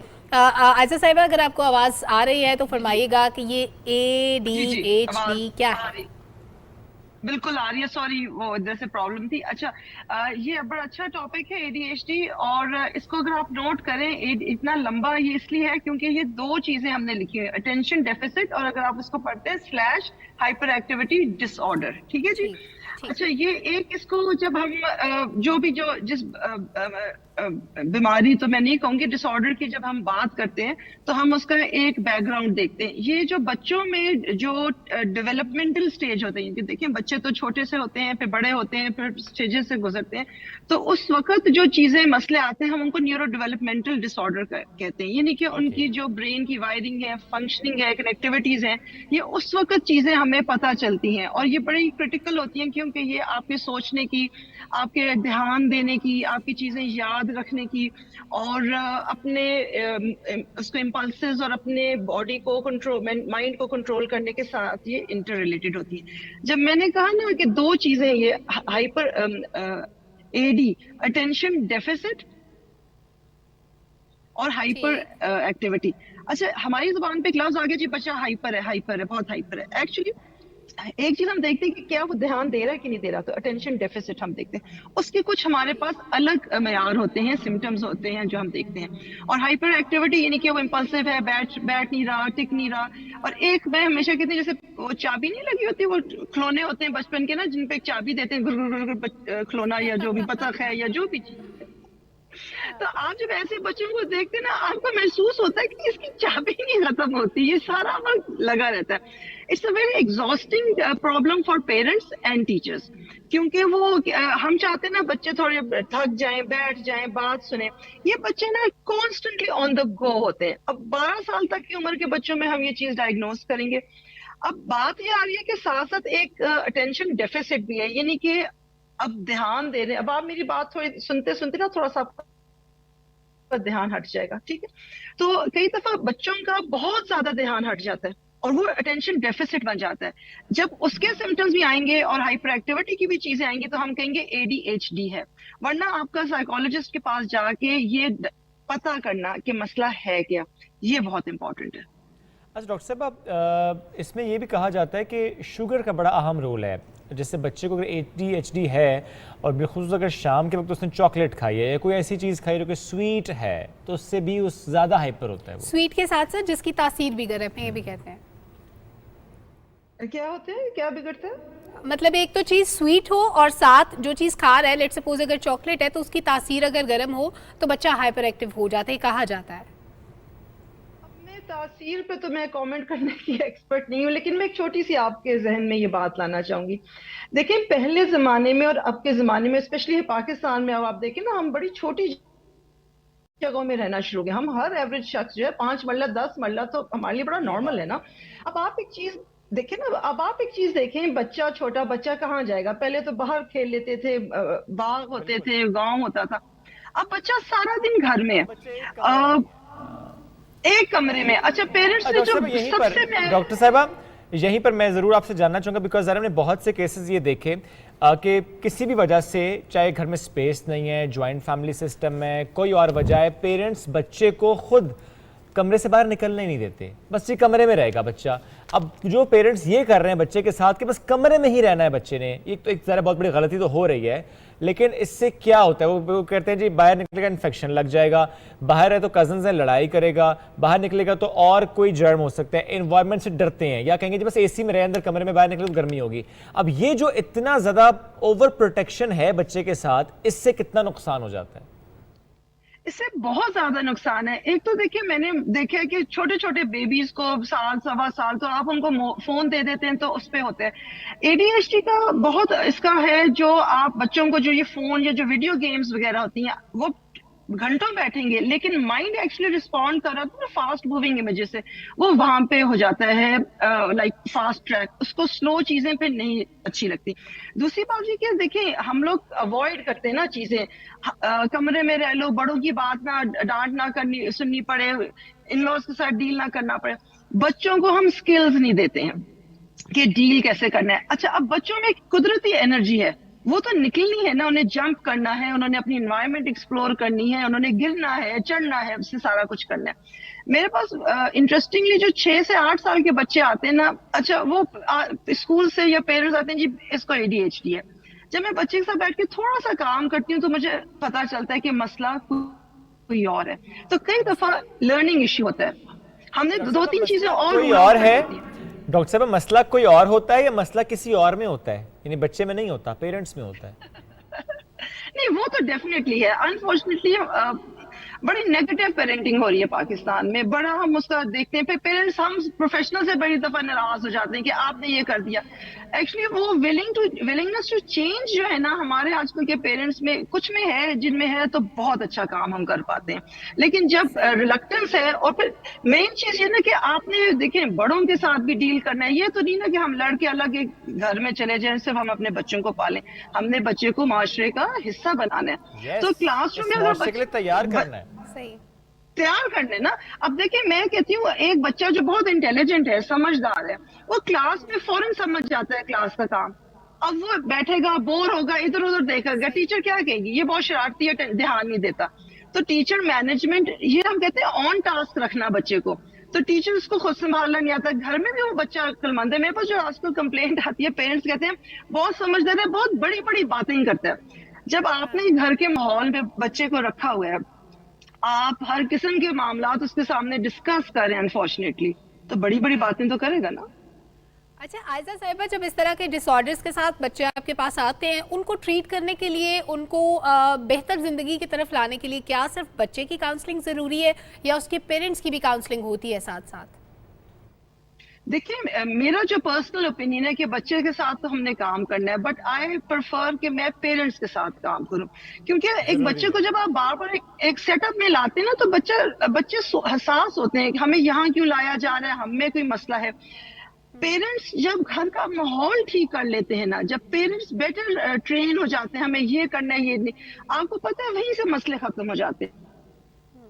अच्छा, बच्चों के साथ आपने कहा कि बच्चों के लिए भी काम करना पड़ता है।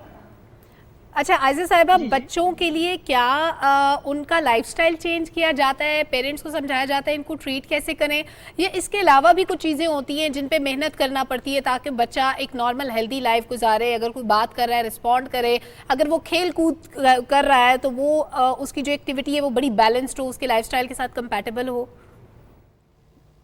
ऐसे ही है, आपने बात की थी ना मीठा देने की, देखिए मीठा तो थोड़ा बहुत खाना अच्छा लगता है, और बात ये कि आप डाइट मैनेज कैसे करते हैं। तो आपने प्रॉपर डाइट भी तो बच्चों को देनी है, महंगाई है, सब कुछ है, लेकिन उसमें भी तो हम अपने बजट में रह के बच्चों को अच्छी चीजें दे सकते हैं। जितना आप ये जंक फूड देते हैं, जितनी पैकेट चीजें देते हैं, जितनी प्रोसेस चीजें देते हैं, स्पेशली जो जूस का पैकेट होता है या इस टाइप की चीजें, बच्चों में इतनी एनर्जी आती है कि वो कहाँ जाएगी, वो तो गर्दिश तो कर रही है, बच्चों ने एक्टिव तो होना है, फुदकेंगे सही कह रहे हैं, फुदकेंगे, बिल्कुल फुदकेंगे। तो लिहाजा जब हम अटेंशन के इश्यूज के साथ काम करते हैं, एक चीज समझना है कि जो 5 साल का बच्चा है या 6 साल का बच्चा है, वो 6-7 मिनट से ज्यादा ध्यान नहीं दे पाता। तो हम पहले उसकी जो अटेंशन है ना, टाइम में ऑफ अटेंशन डिटरमिन करते हैं कि ये बच्चा अगर 5 मिनट कर रहा है तो हम एज के मुताबिक उसकी 1-1 मिनट करके हम उसका काम बढ़ाएंगे। फिर हमको उसको ब्रेक्स देना बड़ी जरूरत है। अब आपको पता है कि अगर उसने 6 मिनट से ज्यादा काम नहीं करना, हम कहते हैं घंटा बैठो हिलो नहीं। हमें भी कहते हैं 2 घंटे बैठो हिलो नहीं। डॉक्टर साहब एक बात और भी, इन बच्चों को काम डाउन करने के लिए कुछ सेशंस भी होते हैं, कोई टेक्निक्स भी होते हैं, कैसे काम डाउन किया जाता है? देखिए हम जो आजकल स्पेशली कोविड के बाद एक चीज आई है, उसमें हम एक चीज कहते हैं इमोशनल रेगुलेशन। हम पहले आउटसोर्स करते थे, बच्चे बाहर चले गए, खेलने चले गए।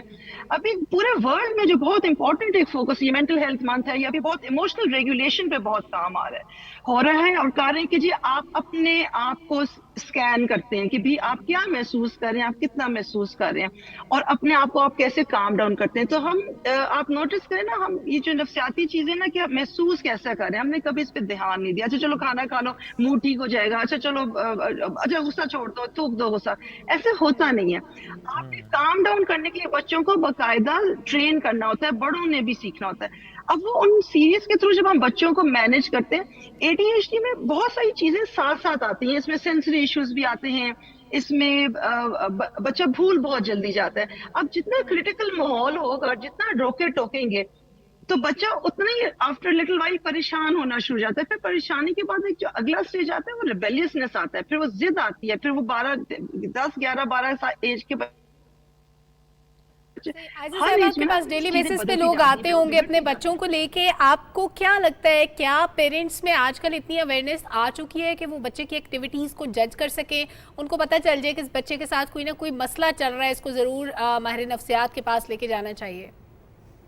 जी अवेयरनेस तो बहुत है, लेकिन मैंने कहा ना कि वो उसके साथ कंटिन्यूटी बड़ी काम होती है, हर कोई नहीं कर सकता, क्योंकि काम करना होता है कंसिस्टेंट लेवल पे, यानी कि कुछ अरसा, महीना 2 महीने। अच्छा मैं बहुत लंबे उसके गोल प्लान्स के नहीं होती, मैं कहती हूँ आप थोड़ा करें, ज्यादा करें, और उसमें आप चेंज ले आए। लेकिन कई दफा होता है, अच्छा मैंने कहा ना ADHD के साथ और भी मसले आते हैं, तो ADHD को आपने खुद एक चीज नहीं देखना। कई दफा जैसे आपको खांसी आती है ना, तो एक और चीज की अलामत होती है, फ्लू की भी हो सकती है, निमोनिया की हो सकती है, एलर्जी की हो सकती है। तो हमें ADHD के साथ और भी मसलों को देखना होता है। आपका मेन होता है कि जब आपको शक हो कि क्या इशू आ रहा है, तो आपको साइकोलॉजिस्ट के पास जाना जरूरी है। वो क्यों जरूरी है? क्योंकि जो डायग्नोसिस है, जो तशखीस है, वो साइकोलॉजिस्ट ही करेगा। उस बिल्कुल ठीक। डॉक्टर नहीं कर सकता, कोई और थेरेपिस्ट नहीं कर सकता, कोई स्पीच का कोई और, मैं नाम पर्टिकुलर नहीं लेना चाहूंगी, लेकिन हमारे यहाँ ये बहुत ट्रेंड है, हर कोई आपको कम से कम हाई लेवल साइकोलॉजिस्ट के पास जाके रिपोर्ट लेनी है। उस रिपोर्ट का क्या फायदा होता है? बच्चा जैसे जैसे हर क्लास में से जाता है उसको अपडेट करते रहते हैं, आपके पास वहाँ गोल्स निकलते हैं, आपकी उसकी लेवल्स पता चलती हैं। और हम जिस लेवल पे काम कर रहे हैं कि एग्जाम्स में बच्चों को अकोमोडेशन मिलती है, ये नहीं कि बच्चे को एक्स्ट्रा टाइम दिया जाता है कि पेपर कंप्लीट कर ले। तो अब हमने एक फाल शख्स कैसे बनाना है माशरे में कि भाई वो अपने एग्जाम्स तो कर रहे हैं ना, अपने हम उम्र बच्चों के साथ आगे जा रहा है, अपनी लाइफ में आगे जा रहा है। तो ये सोसाइटी में ये चीजें एहसास दिलाने की बहुत जरूरी है कि हमने इनके मुताबिक इनको टेस्ट करना है, ना कि वो हमारे मुताबिक चले। बिल्कुल ठीक है डॉक्टर साहब, बहुत शुक्रिया साथ मौजूद थी। बहुत अहम ये मौजू है और इसमें दो बातें हम ज़रूर ऐड भी करेंगे। एक टर्म डॉक्टर साहब ने यूज़ की पेरेंटिंग की, तो विल ट्राई कि हम इस पर सर नेगेटिव पेरेंटिंग की हम इस पर बिल्कुल सेगमेंट करें बिलखसूस के what is this negative parenting, क्योंकि ज़ाहिर है पेरेंट्स को नहीं पता कैसे बच्चों की एनर्जी को चैनलाइज करना है। इसके साथ साथ हम ये देखते हैं बड़ा कॉमन है, चाहे तो सिबलिंग्स चाहे तो कज़न्स, अगर जॉइंट फैमिली है तो कज़न्स, अदरवाइज़ अगर आप सेपरेट रह रहे हैं और आपके 2 बच्चे 3 बच्चे हैं तो बच्चों के दरमियान जो एक राइवलरी का मामला हमें नजर आता है कि जी ये बॉल इसको अगर मिली है तो मुझे भी यही बॉल चाहिए। कहानी घर घर की, हाँ, हर तरफ यही हो रहा होता है जी। एक अब फॉर एग्जांपल मैं अपने घर की बात करूं तो वहाँ पे अगर बच्चे हैं तो वो एक चीज़ अगर आएगी सबके लिए सेम चीज़ आएगी, वरना जो है ना बड़ा मसला हो जाता है। और सेम भी हो तो एक का अगर कलर थोड़ा सा डिफरेंट है ना वो एक ही चाहिए। फॉर एग्जांपल अब मेरे बच्चे जब जाते हैं अपनी दादी की तरफ तो वहाँ पर एक स्विंग है, अब वैसे वो स्विंग बिल्कुल वेली पड़ी होती है, जिस वक्त जाके लेते हैं सारे बच्चों को याद आ जाता है हमने स्विंग लेनी है, तो बड़ा वो बारी बारी सबको अच्छा मैनेज करना पड़ता है। आप कहते नहीं turn by turn let's share, समझाना पड़ता है, सिखाना पड़ता है।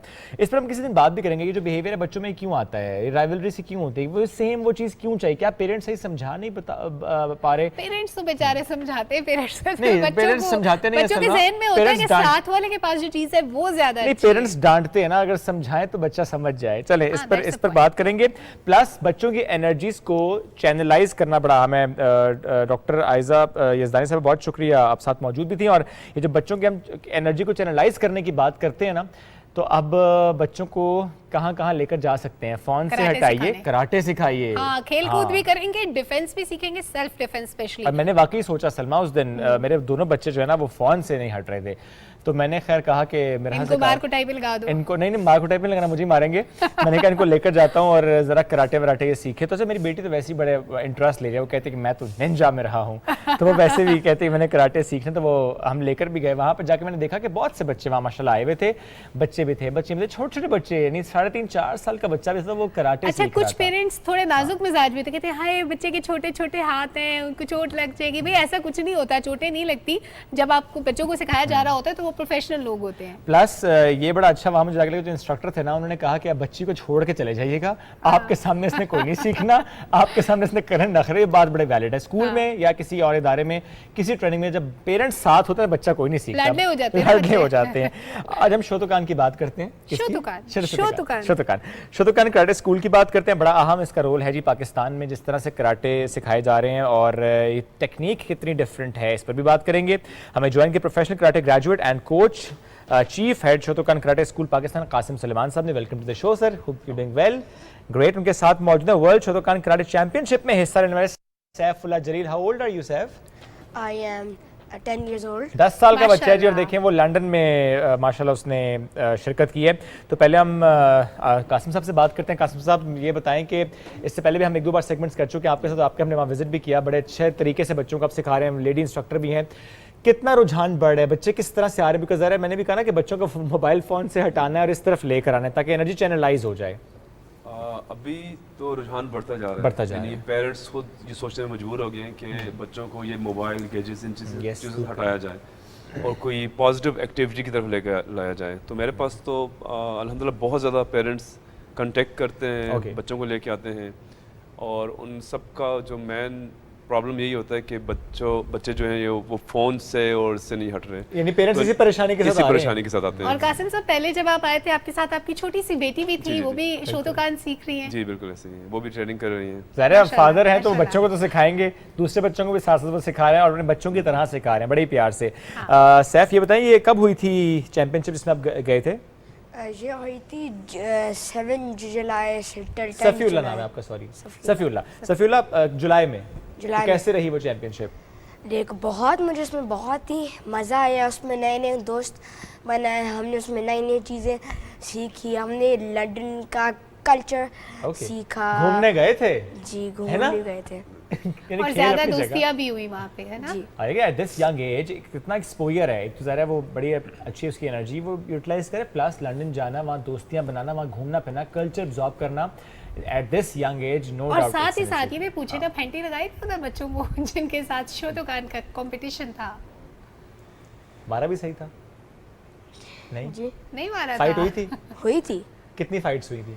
मेरी 2-3 फाइट्स हुई थी, उसमें बहुत अच्छा परफॉर्म किया। कितने स्कोर, आई मीन स्कोर होता है, क्या होता है इसमें?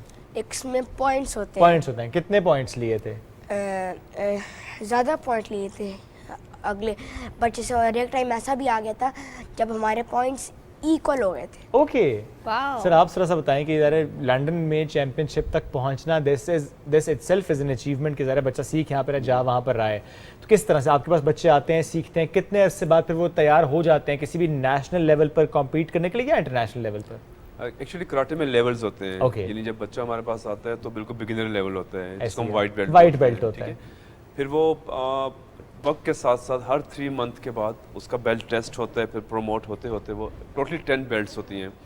तो ये बच्चा हमारे पास जो फाइट के लिए तैयार हो जाता है वो एटलीस्ट 1.5 ईयर में ही कैन पार्टिसिपेट, यानी वो इस लेवल का होता है कि वो कोई नेशनल या इंटरनेशनल टूर्नामेंट खेल सकता है।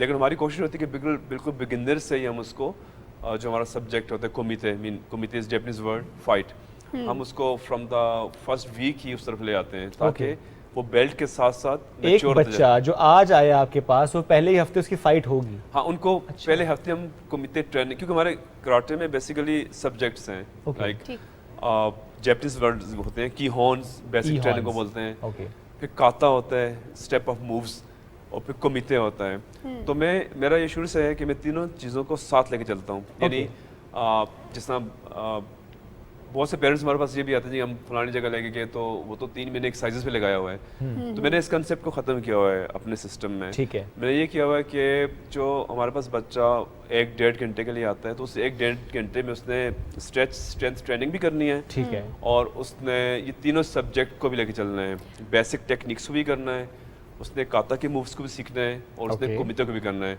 और सिलेबस को लेके चलता है जब वो, तो ऑटोमेटिकली आफ्टर 4-5 मंथ वो एक कंपटीशन में हिस्सा ले सकते हैं। वाह, वेरी नाइस। कासिम साहब, हम लोग पहले सुनते होते थे जूडो के बारे में ना, क्या हमें लगता था यही कराटे होते हैं, अभी हम सुनते हैं शोटोकान के बारे में। कितनी टेक्निक्स होती हैं, कितने नाम होते हैं इसके, और बच्चों के लिए बेसिक लेवल से क्या सिर्फ शोटोकान सीखा जा सकता है, इसके अलावा भी कोई और भी होता है? मैं इसको थोड़ा सा डिफाइन कर लूँ। जरूर। बेसिकली अभी भी मोस्ट ऑफ पेरेंट्स समझते हैं कि जूडो कराटे है, हाँ, हालांकि karate is totally different thing. अच्छा, judo is totally different thing. Okay, judo is about throwing, ये उठाना, गिराना, लॉक करना, दिस इज जूडो। ठीक है, karate is kick and punch combat, यानी उसमें अपने ब्लॉकिंग, अटैक एंड पंचिंग, ये स्टैंडिंग फाइट को कराटे बोलते हैं। ठीक।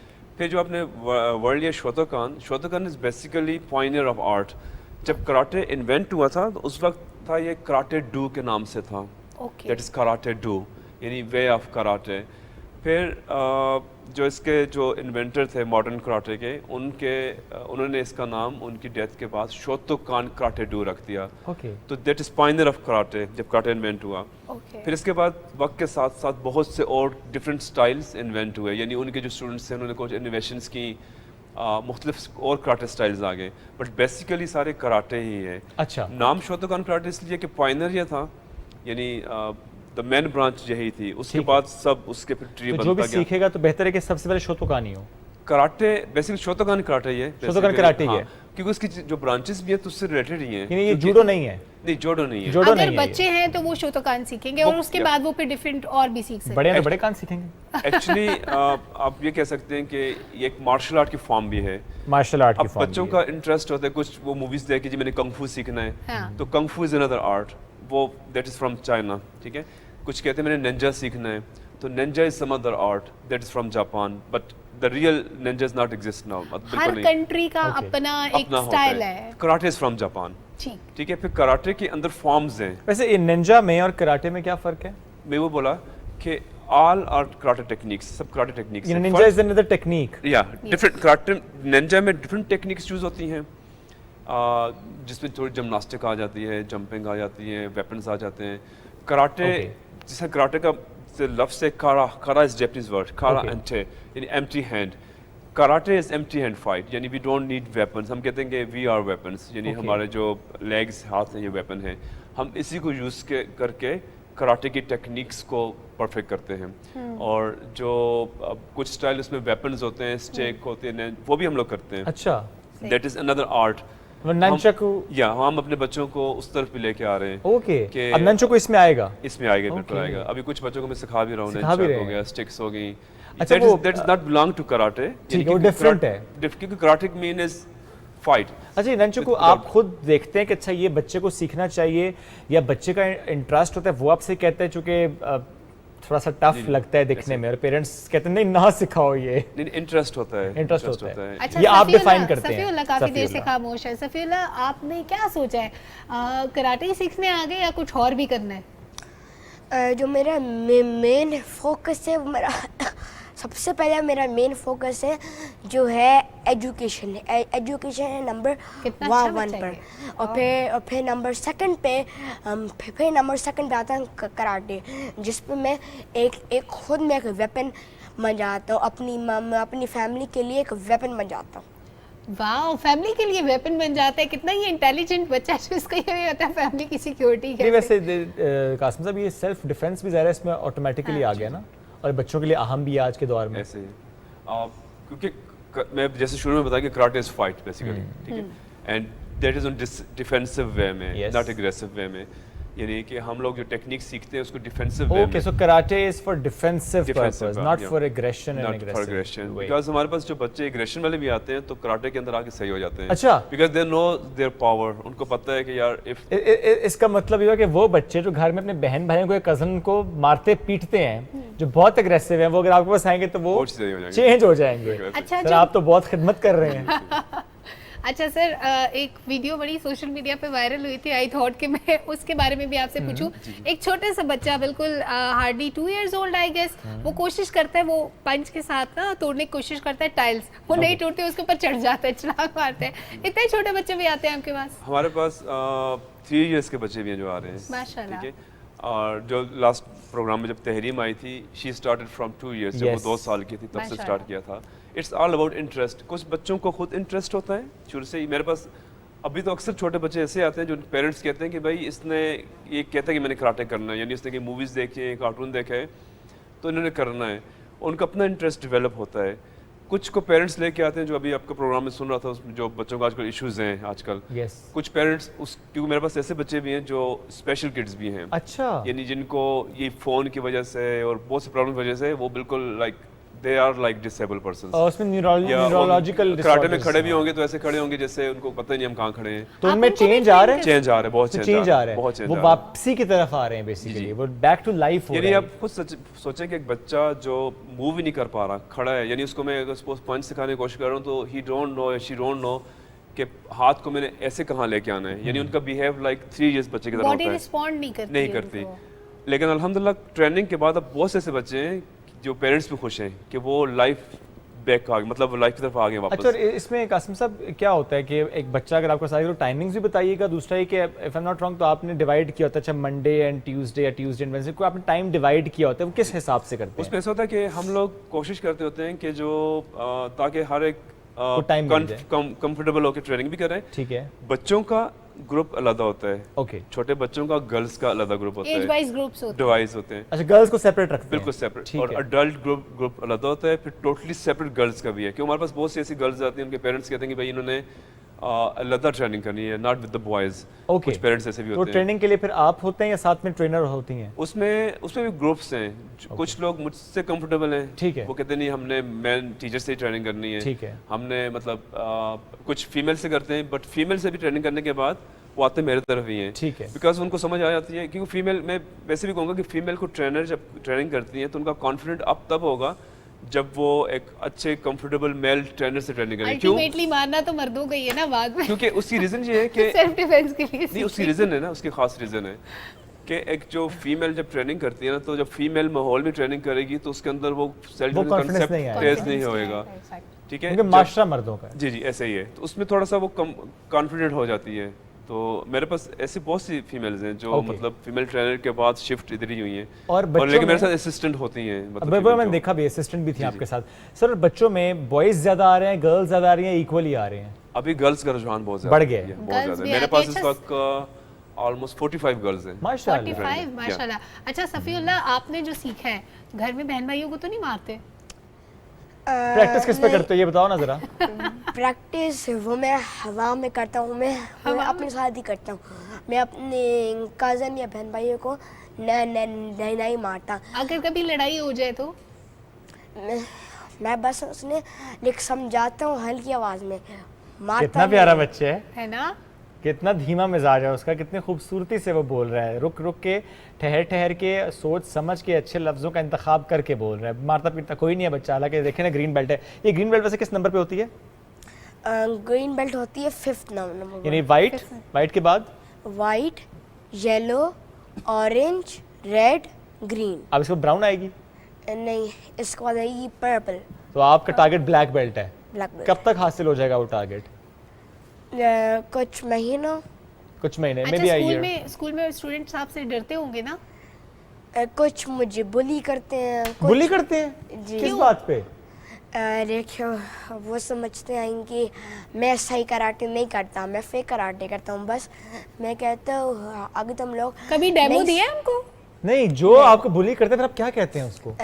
میں کہتا ہوں ٹھیک ہے, اگر آپ لوگ مجھے فیک سمجھتے ہیں تو سمجھے فیک میرے لیے کچھ نہیں ہے. لیکن دس از ویری امپورٹنٹ. آپ دیکھیں ہی 10 ایئرز اولڈ, اس نے کیا ٹرم یوز کیا ہے, بلی. ایک بچہ اسکول میں بلی ہوتا ہے کسی بھی لیول پر. اور میں اچھا میری بیٹی کہتی ہے کہ مجھے سلمہ کہ بابا میں ایک کام کر رہی, میں نے ٹھیک نہیں کیا تو بچوں نے مجھے بلی کیا. میں نے کیسے کیا؟ انہوں نے کہا وہ ہنس رہے تھے مجھ پہ. بچوں کو بڑا فیل ہوتا ہے اگر کوئی اس طرح آپ سے ریاکٹ کرے آپ کی کسی بات پہ. اور کچھ بچے اتنے سینسٹیو ہوتے ہیں کہ ان کے دل میں باتیں رہ جاتی ہیں, اور اس کے بعد نا وہ ان کی گروتھ میں کہیں نہ کہیں رکاوٹ آتی ہے. بچہ کام کرنے سے پہلے سوچے گا سب مجھ پہ ہنسیں گے تو نہیں. نہیں, لیکن اس معاملے میں ضرور کہوں گا کہ اگر ان کے پیرنٹس میں سن رہے ہیں تو پلیز آپ اسکول میں اس بات کو ایڈریس ضرور کریں کہ اس کے کلاس فیلوز, اس کے دوست, وائی دے آر بولنگ ہم. ٹیچرز کی رسپانسبلٹی, اسکول کی رسپانسبلٹی ہے. جی اس پہ بالکل اسکول کی رسپانسبلٹی ہے.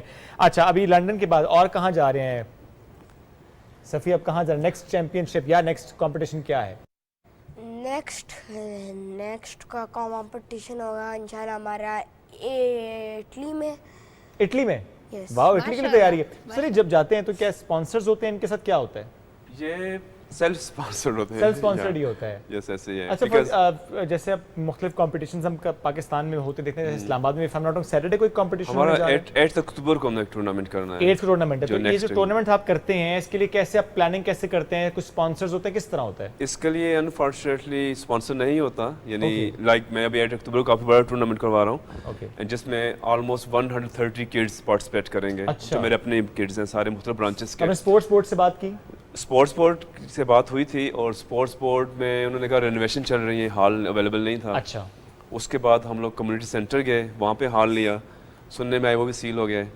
اور آج کی ڈیٹ یعنی وہ کہہ رہے ہیں کوئی 1 ڈش پارٹی تھی تو انہوں نے 2 ڈش بنائی تو سیل ہو گیا. تو آپ کو ویٹ, ابھی تک اسٹل ایم ویٹنگ کہ آج اگر گرین سگنل ملے گا تو because every thing is ready, medals, shields. جن کنٹریز میں یہ بچے جاتے ہیں ان سے بھی ہم ریکویسٹ کریں گے اس پلیٹ فارم سے بھی کہ وہ ضرور اسپانسر کریں تاکہ ہمارے بچے جو ہمارے سننے والے even I tried many people for sponsor but nobody like green signal ہوتا ہے لیکن اینڈ میں oh sorry آج یہ ہو گیا وہ ہو گیا. اچھا دیکھیں گے اس کو. رائٹ بندے تک بات نہ پہنچ پائی ہو. نہیں, رائٹ بندے تک ایسا نہیں ہے. میرا سوشل نیٹ ورک بہت بڑا ہے, میں رائٹ پرسن تک پہنچتا ہوں جب میں پہنچتا ہوں.